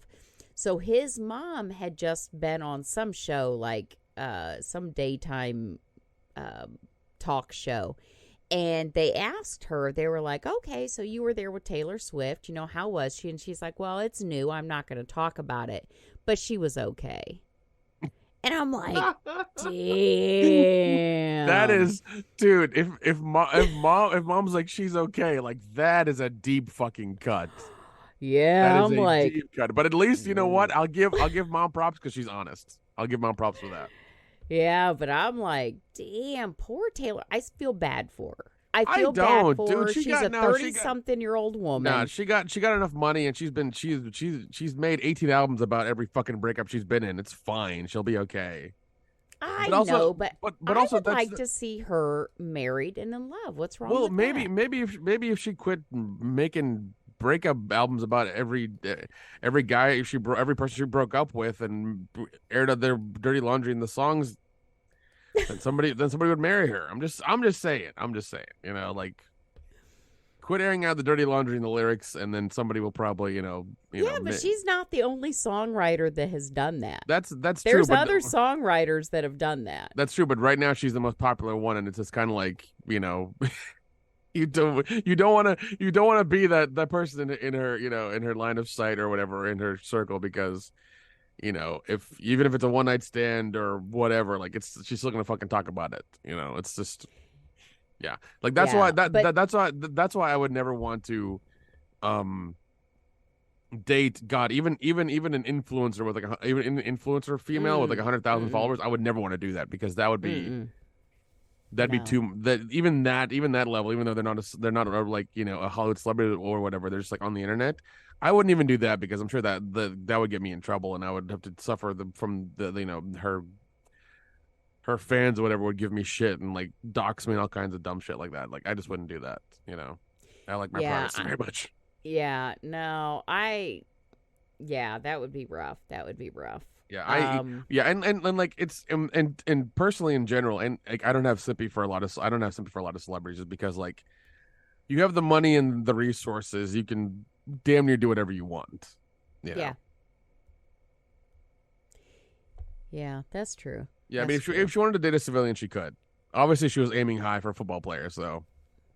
Well, she has more money than he does, probably. I'm sure. No, but she yeah, does. She really does. When his mom did that, I was like, oh, well, that relationship's over. You know, because I'm just waiting for it now. It's like, oof, she's okay. She said, okay. Whew. Not like, oh, she's a wonderful young woman. She's exactly. That's the other, like nothing lovely. Like that. And it's like, oh. Nope, she's okay. She probably said she's okay in the tone of like, my son can do better. And you know what? And if I was Taylor Swift, I would be like, that's it. Our relationship is over. Because that would make me feel like shit. I would be like, oh, okay. Well, your mom don't like me. I better move on. Because, yeah. Well, here's the thing. I heard a couple of conspiracy theories. Well, it's like there's no way they're gonna break up, because there's no way that they want him to break up, because if he breaks up with her, he may like tank like the fucking game that he's on or whatever, and I think the team wants to get to the Super Bowl, so they don't want to like rock that relationship up or anything. So you know they might break up at the end of the year when the football season's over with. I don't know. I don't know, but she does have a shit ton of money. I can't think of any of her songs. I know I've listened to her songs, but there's never really one songwriter that I am just like so enamored with. That tells you everything you need to know about Taylor Swift. I mean, I know I've heard some of her songs. Oh no, but we all have, but it's one of those things. I think they're so fucking generic that like it goes into everything else you've like listened to as pop music. Pop music is growing up that it just melds into that, and you just don't. It just doesn't stick too well. What was one of her last ones? I'm trying to actually think of one. I'll have to look it up. Kind of like Gwen Stefani. When she went out on her own, she's another one that I just can't think of any of her songs. I'm sure I've heard them. I'm quite sure I've heard them, but maybe you had it when you said pop music. Yeah, because they all meld, like their songs all meld together, and they all have to be, they all have to go with a certain beat and a certain rhythm because pop music has a certain, I guess, frequency or a thing that they do that to keep it with, in a very general area for everybody to like. Oh, so, Shake It Off. That's probably the last one I remember. Shake, and God, that's from 2014. Shake It Off. The only reason I know that song is because these two girls did a supernatural parody with it. The only reason I know that song. Okay. Yeah, I'm looking at her songs, and that's probably the last one I really remember.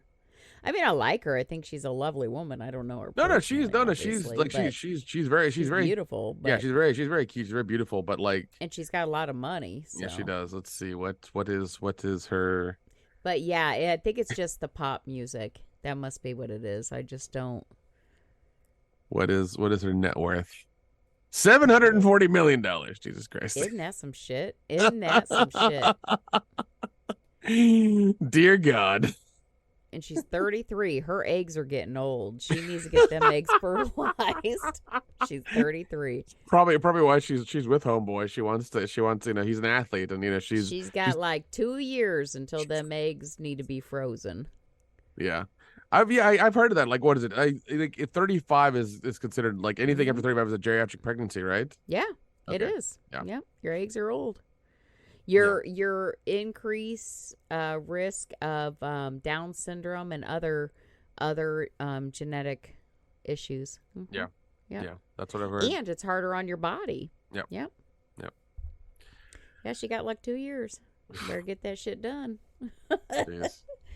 Get that man. But yeah, they're a very odd couple. I will say that. He does not look like somebody that I would have expected her with. But I don't know who I would have expected her with, to be honest. Yeah, that's also true. I mean, maybe because I know she's been some other musicians and other celebrities and things like that, and it's just like whatever. I think she did it a chick at one time. I think. I don't remember that may have been a rumor. Say no. There may have been a rumor or something I heard, but I heard something that she was dating a female. I'm like, all right, whatever, man. Do it. Well, she is very close to Selena Gomez, who I think is bisexual. I could be wrong about that though too, because again, I don't know these people personally. Yeah. Selena Gomez is another cute one. God, I love her. And Only Murders in the Building. It's a show that's on Hulu. She's in that. You're the third person who's told me that's a good show, so I need to go watch it. Okay, so you may or may not like it. As a matter of fact, speaking of things we may or may not like, I started watching Psych again the other day because I'm like, I need something for background noise. And I don't know how this happened. I think I started watching this yesterday. I'm already on episode 15. I'm like, how the fuck did I get to episode 15? And I just started watching it yesterday. It sneaks up on you, man. It's a good show. It just keeps rolling through. So good. It is so good. I just love it. But yeah, I started watching it. It did. It just kept, it's on Peacock. So it just kept rolling through. And I'm like, 15? Did I like skip some? And I looked, I'm like, no, shit. I'm almost done with the first season. But no, Only Murders in the Building. It has Steve Martin Selena and Gomez. Yep. Yeah, see Martin Short, Selena Gomez. Yeah, they keep showing up on my Hulu as well, like on the front page. And I think they're on what, season 3 or something. Yeah. Yeah. Okay, that's not It's bad. funny. It's a clever comedy. Okay. So and you really gotta like Steve Martin, and Martin Short, their type of humor. If you don't like their type of humor, don't watch it. I do love those guys. I do love them. Then you'll enjoy it. Martin Short is underrated. Like, he just left Hollywood and did his own. I was just not there for a bit, but the movies I saw of him as a kid, he knocked it out. He was very funny. Steve Martin, watched a lot of his stuff as a kid, older things he had done. Hilarious dude. Especially, what was, God, Sergeant Bilko is one I remember watching as a kid with him in it. He fucking hilarious, man. Oh my God. So good. Yeah. But no, I'll check that out check that out as well, because there's something I need to watch something new now. I can't keep watching like Scrubs and Psych and Community. Speaking of Scrubs, that's back on Peacock also. Oh God, I love that show. But some of those episodes you do shed a tear on, but goddamn, it's still funny as hell. Yep. But yeah, Only Murders in the Building. Definitely recommend watching it. They're short episodes though. They're only like less than 30 minutes each. That's good. Yeah. So it's a quick one. Yeah. Yep. It's a quick one, but yeah, I just love those guys. I love Steve Martin. He is fucking hilarious. Mm-hmm. He's one of those guys. He went gray like in his 20s, didn't he? Yeah. Yeah. Because even when I saw him as a kid, and even watching old SNL stuff, he was still gray then. Yep. So. Yep. Yeah, that's fine. He's still funny, so it's all good. But no, I love. Once again, I grew up watching those guys, so I have no problem watching them now. How is Selena Gomez's acting? She's okay. Okay. I don't watch it for her. I know, but I wanted to know because she's mainly a singer, so I was unsure. But no, that's okay. As long as she's okay, that's fine. She seems a little dry to me, and okay. It could just be her character in the show, but she seems very dry. Okay. I don't think she's funny. So basically, I don't think she's funny at all. Okay, so basically, she's just there to bring in like the Gen Zers and the younger millennials, and Steve Martin and Martin Short. Yeah, Steve Martin Short are there to bring in the Gen Xers and like the older millennials. And that could be because Steve Martin and Martin Short will say shit that's funny, and then she will say something and be like, "Why are you saying that?" Or "Why are you acting like that?" But I think it's funny because they're more my generation. Yeah. Where her character is like, "Why are you like that? That's stupid." But they all keep running around together. So, and it could just be the character she's playing is very dry. But yeah, I don't think her character is funny at all. Okay. Yeah, no, I'll still check it out. I've heard good things, so yeah, I will have to check it out now. Yeah, I can't even tell you if I've ever seen her smile in the show, to be honest, now that you say it. I mean, she's very dry in it. As a matter of fact, when I'm watching it, I'm like, how the hell did she ever date that one kid, that one singer? Oh, Justin Bieber? Yeah, I'm like, how the hell did she ever date him? She's so dry. I think because like the same age or whatever like that, and that's kind of how that happened. And they came up in the same like era as well. But that's about it. But yeah, it could just be the character she's playing.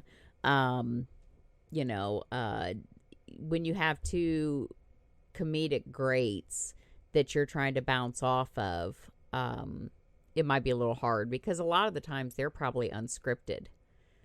So she may not know what they're going to say next. That's true. Yeah, no, 100%. But I mean, but at least like have the wherewithal to maybe ask them for help and, get some pointers from them. You'll just have to tell me what you think. Okay, no, I will. No, I'll watch it. Yeah. And I will 100% watch it now that you recommended it because you're like, what I said, like the third person to recommend it. So no, I will watch it. Yeah, I love it. I love it. Yeah, it's definitely gonna happen because I need something new. It's But something new and funny. Steve Martin just had his girlfriend or new wife or whatever just had a baby like a year or two ago. I love how these old male actors are like having kids and they're like 60s I and know. 70s. It's so crazy. Yep, he sure did. Him and fucking George Clooney. I think somebody else did as well, and I'm just like, Jesus, guys. Al Pacino. Al Pacino, yeah. Actually, I take this back. His I guess she's a little bit older. It wasn't in the last couple years. I guess it was. That says 2012, but I thought she was newer than that. But he was 67 when his latest child was born. So I guess maybe she's almost 10 now. But yeah, I don't know what is it with these old guys having these babies. I guess I mean, their wives are always young. Well, I guess they've kind of like fucked their way through Hollywood enough, and they're like, well, I've done everybody on the list. Time to settle down. Yeah, actually, I think this is Steve Martin's only kid. Oh wow, that's impressive. Let me see here. Oh no, I take that back. He has 4 biological children. I lied. Okay. Was married 3 times and has 7 children, 4 biological and 3 stepchildren. Oh my God. Yeah, I lied. Okay. Oh my God, that's a lot. But yes, his youngest is 9 years old. Jeez. Yeah. Yeah, they must finally have once again they might have finally just fucked their way through Hollywood and been done. It's like, all right, we did a lap, we're good. Well, fucking Al Pacino, I think that was very unplanned on his part. It was extremely planned on that young 20-something-year-old whore's part that wanted to hook her claws into him. Yeah, she sure as fuck didn't she? Yeah. Yeah, I do not think that was planned on his part. Yeah, man. That's unfortunately that's a thing, you know. And it's and then once again it's weird because it seems to have it seems to be the women who are like in their mid 30s who are like we've been saying, their eggs are drying up and they're just like, I need to quit working at Starbucks and I need to live a luxurious life. What football player, basketball player, actor can I fucking get his kid so I can, live that life? Yeah, actually, there's another football player that, oh God, I can't think of his name. Right now, there is a lawsuit he is trying to fight. I just saw an interview with this fucking woman today. So before him and this woman got together, she was texting her friends about, oh, I'm going to try to get this football player. Trevor, good I am. No, baseball player, Trevor Bauer. That's who it is. Baseball player. I knew it was some kind of sports. She just did an interview and the interviewer was like, can you explain these messages? Well, I know when you take them out of context, it sounds really bad. No, bitch, you said I'm going to go and I'm going to set him up and I'm going to get what I can. I got to get that money. Well, yeah, how the fuck are you going to, how are we reading that shit wrong? And because she's a woman, the courts will be lenient on her. Unbelievable. Yeah. And I saw an interview with him because he was like, I don't even know what's going on, basically, because it was all completely consensual. Here's the text messages. Here's the text messages my lawyers found. And she's still saying that he raped her and brutalized her. And then, like, even the next day, she took a video of him sleeping and her in the bed. And she's like, hey, yeah, look at him. I got it. Oh, yeah. My God. He should fucking sue her ass. Yeah, I know he just wants it to go away. Yeah, I mean, I would want her to be prosecuted for fraud, hardcore, and be put in fucking jail. Because I mean, I think that needs to happen to one female who does that, just so the ones who are doing it, not all of them, but the ones who are doing it, and that's their goal, they get scared. Yep. It needs to happen to one female where she's sentenced to like 10 years in jail with parole or something, and for fraud, and then that's it. Just have it in the news, but have it be a big person. They'll all get scared. Well, and I think that's the problem. So you said Trevor Bauer, right? Correct. He did a settlement 7 days ago. Oh, okay. So this is the problem I have. Like you said, the women should be prosecuted. He did a settlement to be done with it and for it to go away. Now there's going to be people that say, oh, I bet he did do it. She got $300,000 from his insurance company. They settled it for $300,000. Yeah. And fucking whore. And that's the thing is, like, since he's a guy, had it gone on any longer, it would have really been in the news and really torn up his I think even the MLB like threw him under the bus or something. Like, they didn't take care of him at all. It was terrible.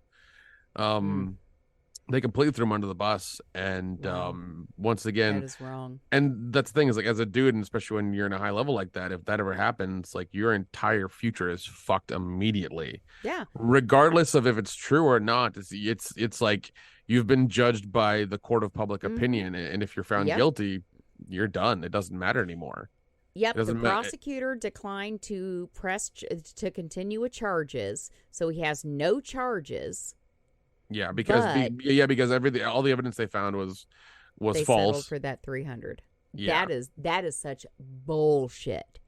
That dude, fucking whore. If that ever happened to me, I'd be like, you're getting $300,000 over 30 years. That's how it's gonna fucking happen. Well, it's come from his insurance, so she probably already has the check. God, if they signed the papers a week ago, she probably has her check.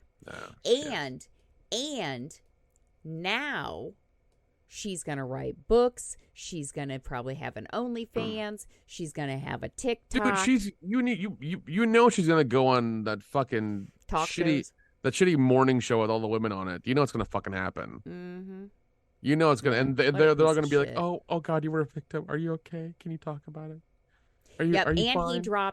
He was suing her. He was countersuing her for defamation. He dropped that just for it to go away.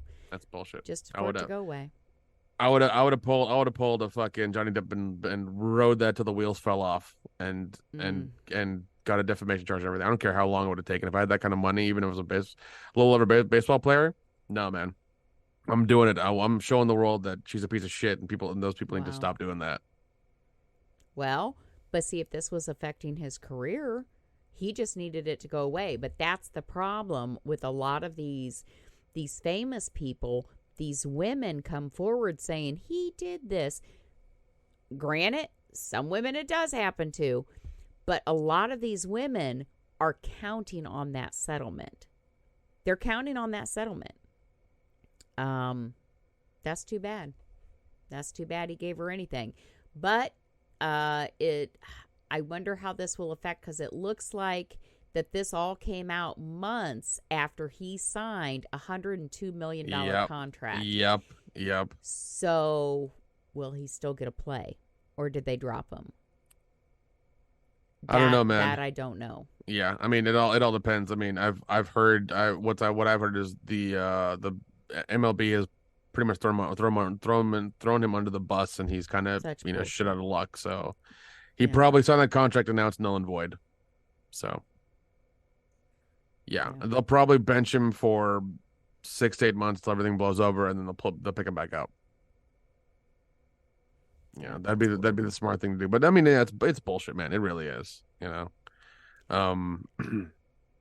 Yeah, I mean, that's once again, I'll always talk about Aziz Ansari, because that happened. He got falsely accused as well, and Netflix dropped him. And then it came out that woman was lying, and then Netflix was like, "Oh, we're sorry. Come do your show. Come finish your show." Yeah, it's terrible. It's terrible.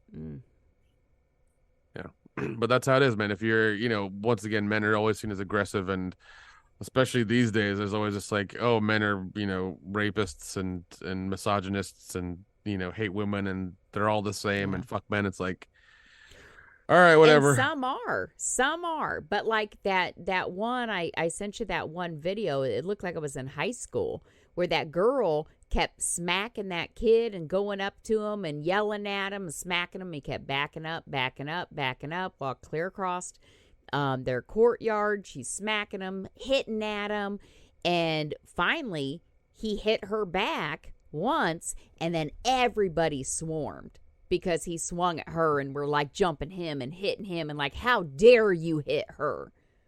The fucking cunt must have hit him 10 times. Yeah. Yeah. You and can't take a hit, don't swing. And it's one of those very simple biological things, like men are stronger than women. That's just the way it is. He kept trying to get away from her. He couldn't. Yeah, and the fact, I mean, that's a smart move, and I mean, at some point, everybody's got to the breaking point. So I don't blame the guy. And obviously, she's never had reality slap her in the face literally, and that's what happened. But yeah, that's for everybody to watch it happen, and then for everybody to watch her hit him like 10 times, and he hit her once, and they're like, whoa, buddy. It's like, no. I mean, at that point, where were you when she was hitting him? Yeah, at that point, like, that's fucking justified to me. It's like, if some women want equality, there's your equality. Yeah, and it's not like he knocked her out. We're talking high school kids here, but there was that one football player. God, I can't remember his name, but that video was fucking funny as hell. This drunk-ass bitch goes up to him in some fast food restaurant or something, and she's yelling at him, screaming, and he's just ignoring her. And she slaps him in the face, and he turns around, and he slaps her, knocks her to the ground, and, like, basically knocks her out. And he's the one that got in trouble. And it's like, well, what you going up and hitting him for? But it was like, really, dude? You're like a big ass fucking football player. She was this and black guy, and she was this little white girl, blonde. Yeah. And he fucking with one slap, like knocked her out. And it's like, your strength is going to be a little bit more than what she can handle. Yeah, and it's one of those things where, like, women who attack dudes like that, it's like that's really dumb. Yeah, that's super dumb. Like constantly beating on them and slapping them. It's like, because everybody's breaking point is different, and if you want to test it, you will get tested. That's how that shit works. Yep. I actually had an ex one time. He was a dick, but he never did this to me. Him and his this woman that he married after me, they used to get in these like really big fights. And I guess one night they were in the bedroom, and she was slapping him and hitting him and screaming and yelling. And he said, of course, this coming from him, he said all he did was grab her by her arms to keep her from hitting him, and then he threw her on the bed. Well, he held her by the arms so hard, her arms bruised. When he threw her to the bed, she grabbed the phone and called the cops. When the cops got there, she's the one with bruises, and they had 4 little kids in the house. He went to jail. Yeah, and she was the one hitting him. Yep, and that's exactly how it goes every time. It doesn't matter how it goes. And in every domestic situation, the guy will 90%, go to jail that night. That's just how it is. Yeah, and he's like, well, the only reason I put my hands on her was to stop her from hitting me, but she was the one that had the bruises on her arms. Yeah. Those one video. They got the little kids there. Yeah. God. There's one video I saw where this couple is divorcing, and the guy's like, the woman had cheated on the guy, and the guy changed the Wi-Fi password so she couldn't use it, and she was using her Instagram or whatever, and really pissed off that she couldn't use it. Mm-hmm. And she's like, "What's a Wi-Fi password?" And he's like, "I'm not telling you. You're a cheating whore." And she literally kept asking, was like, "What is it? What is it?" He's like, "I'm not fucking telling you." So you could hear her get on her phone and call the cops and start like fake crying and saying he's beating me. Wow. And I'm just like, and see, the women that are out there and the men that are out there that are abused and are raped and are beaten, this is such a disservice to them, because a lot of them don't ask for help, because who's going to believe them? Because there's so many people out there pulling this bullshit. Well, yeah, and so the worst thing is that even if it's 1 out of like 20, the other 19 will be suspect and may look illegitimate because one wanted to be wanted to cry wolf, and then like you said, it makes them all look bad. So yeah, I don't know. It seems like these days being a victim is the new, is the new thing, new hot thing to do. Like how big of a victim can you play up to get sympathy for, for your cause or whatever you want. Yeah. That seems to be the gold standard. The thing to do now is like, the sympathy games basically. Yeah. And it's fucking terrible. It really is. Mm-hmm. Mm-hmm. Yeah. Some of them are very fucking legitimate. Like I said, some of them are not. Julia Armand, who's a huge actress.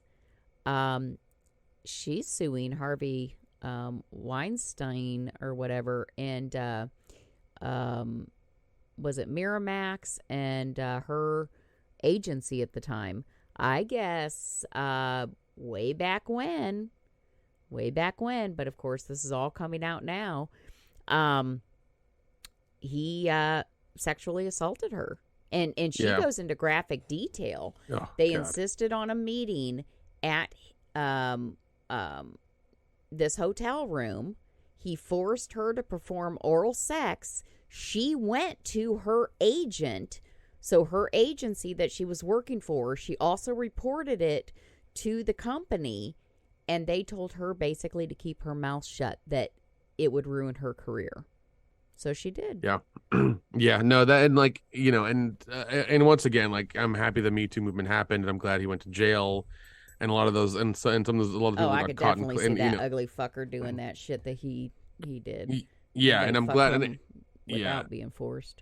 Yeah, and I'm glad that a lot of those people got caught, but there was cannon fodder, there were false accusations against some people, and they were collateral damage, and that's unfortunate. It should have been taken on a little bit more professionalism, and I'm sure there were still some females who work in the lower levels who didn't get anything happen to them, and they're probably still dealing with that. Yeah. I'll tell you the one that I'm really surprised about, and I'm still kind of like, damn, really? Danny Masterson. So when that first came out, I was like, really? They're just, But I was reading the very first victim statement. The other ones, they don't go into as much detail, but the one victim statement, she went to everybody under the sun. She went to the cops. She went to her mother. She went to the leadership at the Church of Scientology back then, and she has proof. Like, she has a letter her mother wrote her. She has, and nobody would help her until now these other women came out. And so that right there makes me think maybe it did happen, because I've never seen him, again, I don't know him personally, but he never seemed like somebody that would do what he's been convicted of. But then again, reading that one impact statement, I'm like, damn, she has receipts. She has proof. Yeah. And those are the ones that I would believe versus the ones that are like suddenly, oh yeah, he did it to me too. But I never went to the cops. I never told anybody. There's no proof. It's my word against his. But he's making a lot of money now, so I'm willing to settle out of court. Yeah, and those are the ones that I'm like, really. Yeah. Of course, those ones seem like the like they're full of shit. But I mean, from what once again, the male perspective and my limited understanding of this is like, whenever a female is raped, it seems like they just kind of want to immediately forget it, because I've always heard, once again, I don't know, I've always heard that it's difficult to go to the cops, difficult to tell somebody, difficult to talk about it, because you have to relive it over and over again, and it's very difficult to deal with. Even to get the rape kit done is, like, I've heard, is like almost humiliating on that level. Yeah, you get up in stirrups and got to spread your legs, and they put the forceps up in you, or the speculum up in you, and they take swabs of your cervix. That's the rape kit. Yeah, so I mean, if you were somebody that was just raped, that is not what you it's like you're being raped again. Yeah. So yeah, that's once again, don't know if this is what I've heard. Yeah, and I kind of understand it being jarring and not telling anybody. But on the other side of that, it does need to be documented. It does need to be told to the cops and things like that in order to get justice, in order to make sure that that piece of shit goes to jail or at least gets prosecuted, you know? Yeah. So yeah, and a lot of women, Yeah. and it really kind of depends, because I've heard, even around this community that I'm in, because it's a very small community, people say shit like, God, I can't think of that one judge, but when that was coming out about him, about something that he did in high school, and people are like, oh, that was 20, 30 years ago. Just forget it. Just forget it. Why didn't she say anything then? Well, a lot of the times when you're from a small community, if you speak up, it's not just your immediate family that's affected. Like, I know shit about people in my small town that could destroy families right now. Yeah. We don't talk about it because it's not just that individual that you are giving information about, because that individual might have did something 30 years ago, but now if somebody speaks up, now you got their children, their grandchildren, their spouse, you know, it's going to affect all of these other people. And unfortunately, that's just the way the world works. A lot of the times we don't say anything, and then time goes on and you get to the point to where now I can't say anything. Yeah, it's all weird. Really. It is.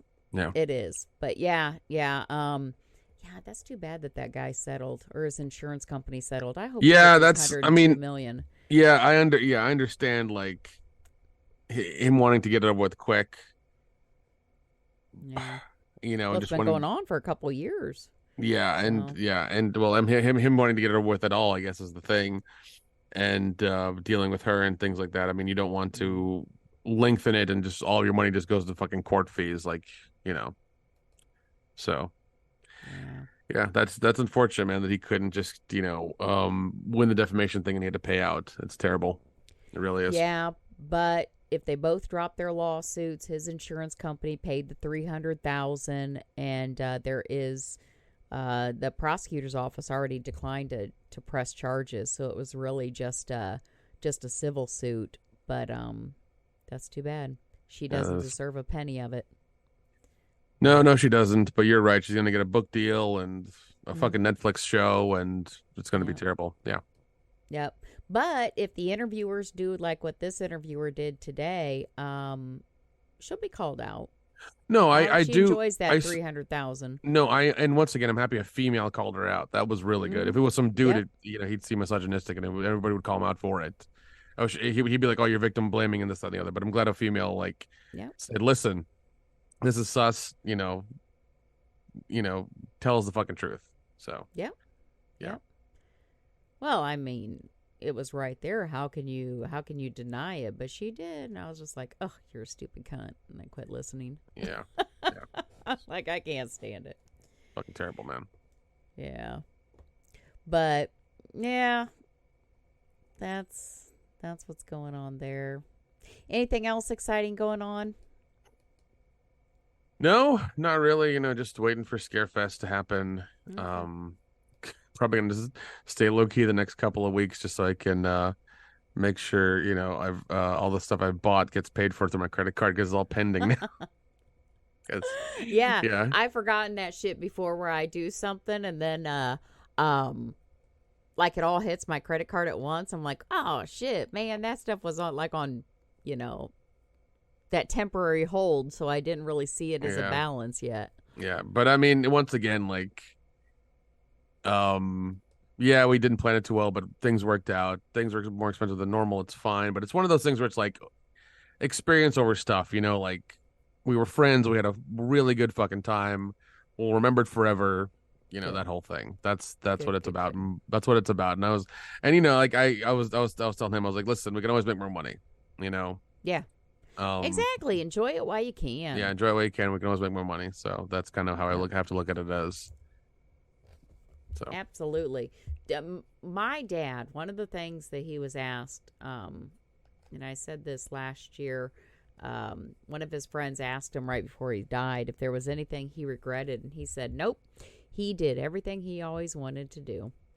Yep. And that's the way to live life. You know, if you want to do it, go do it, because you know what? Next year you may not be able to.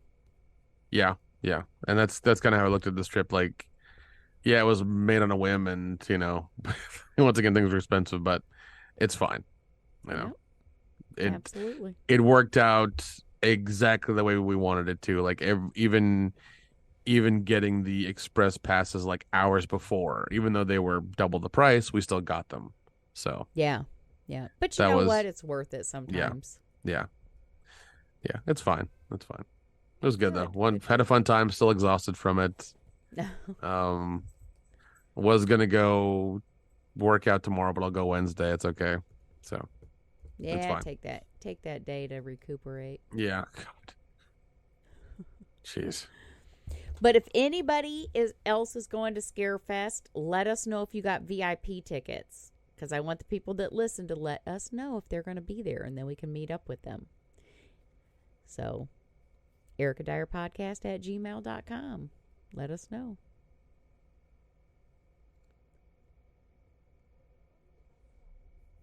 All right, let me stop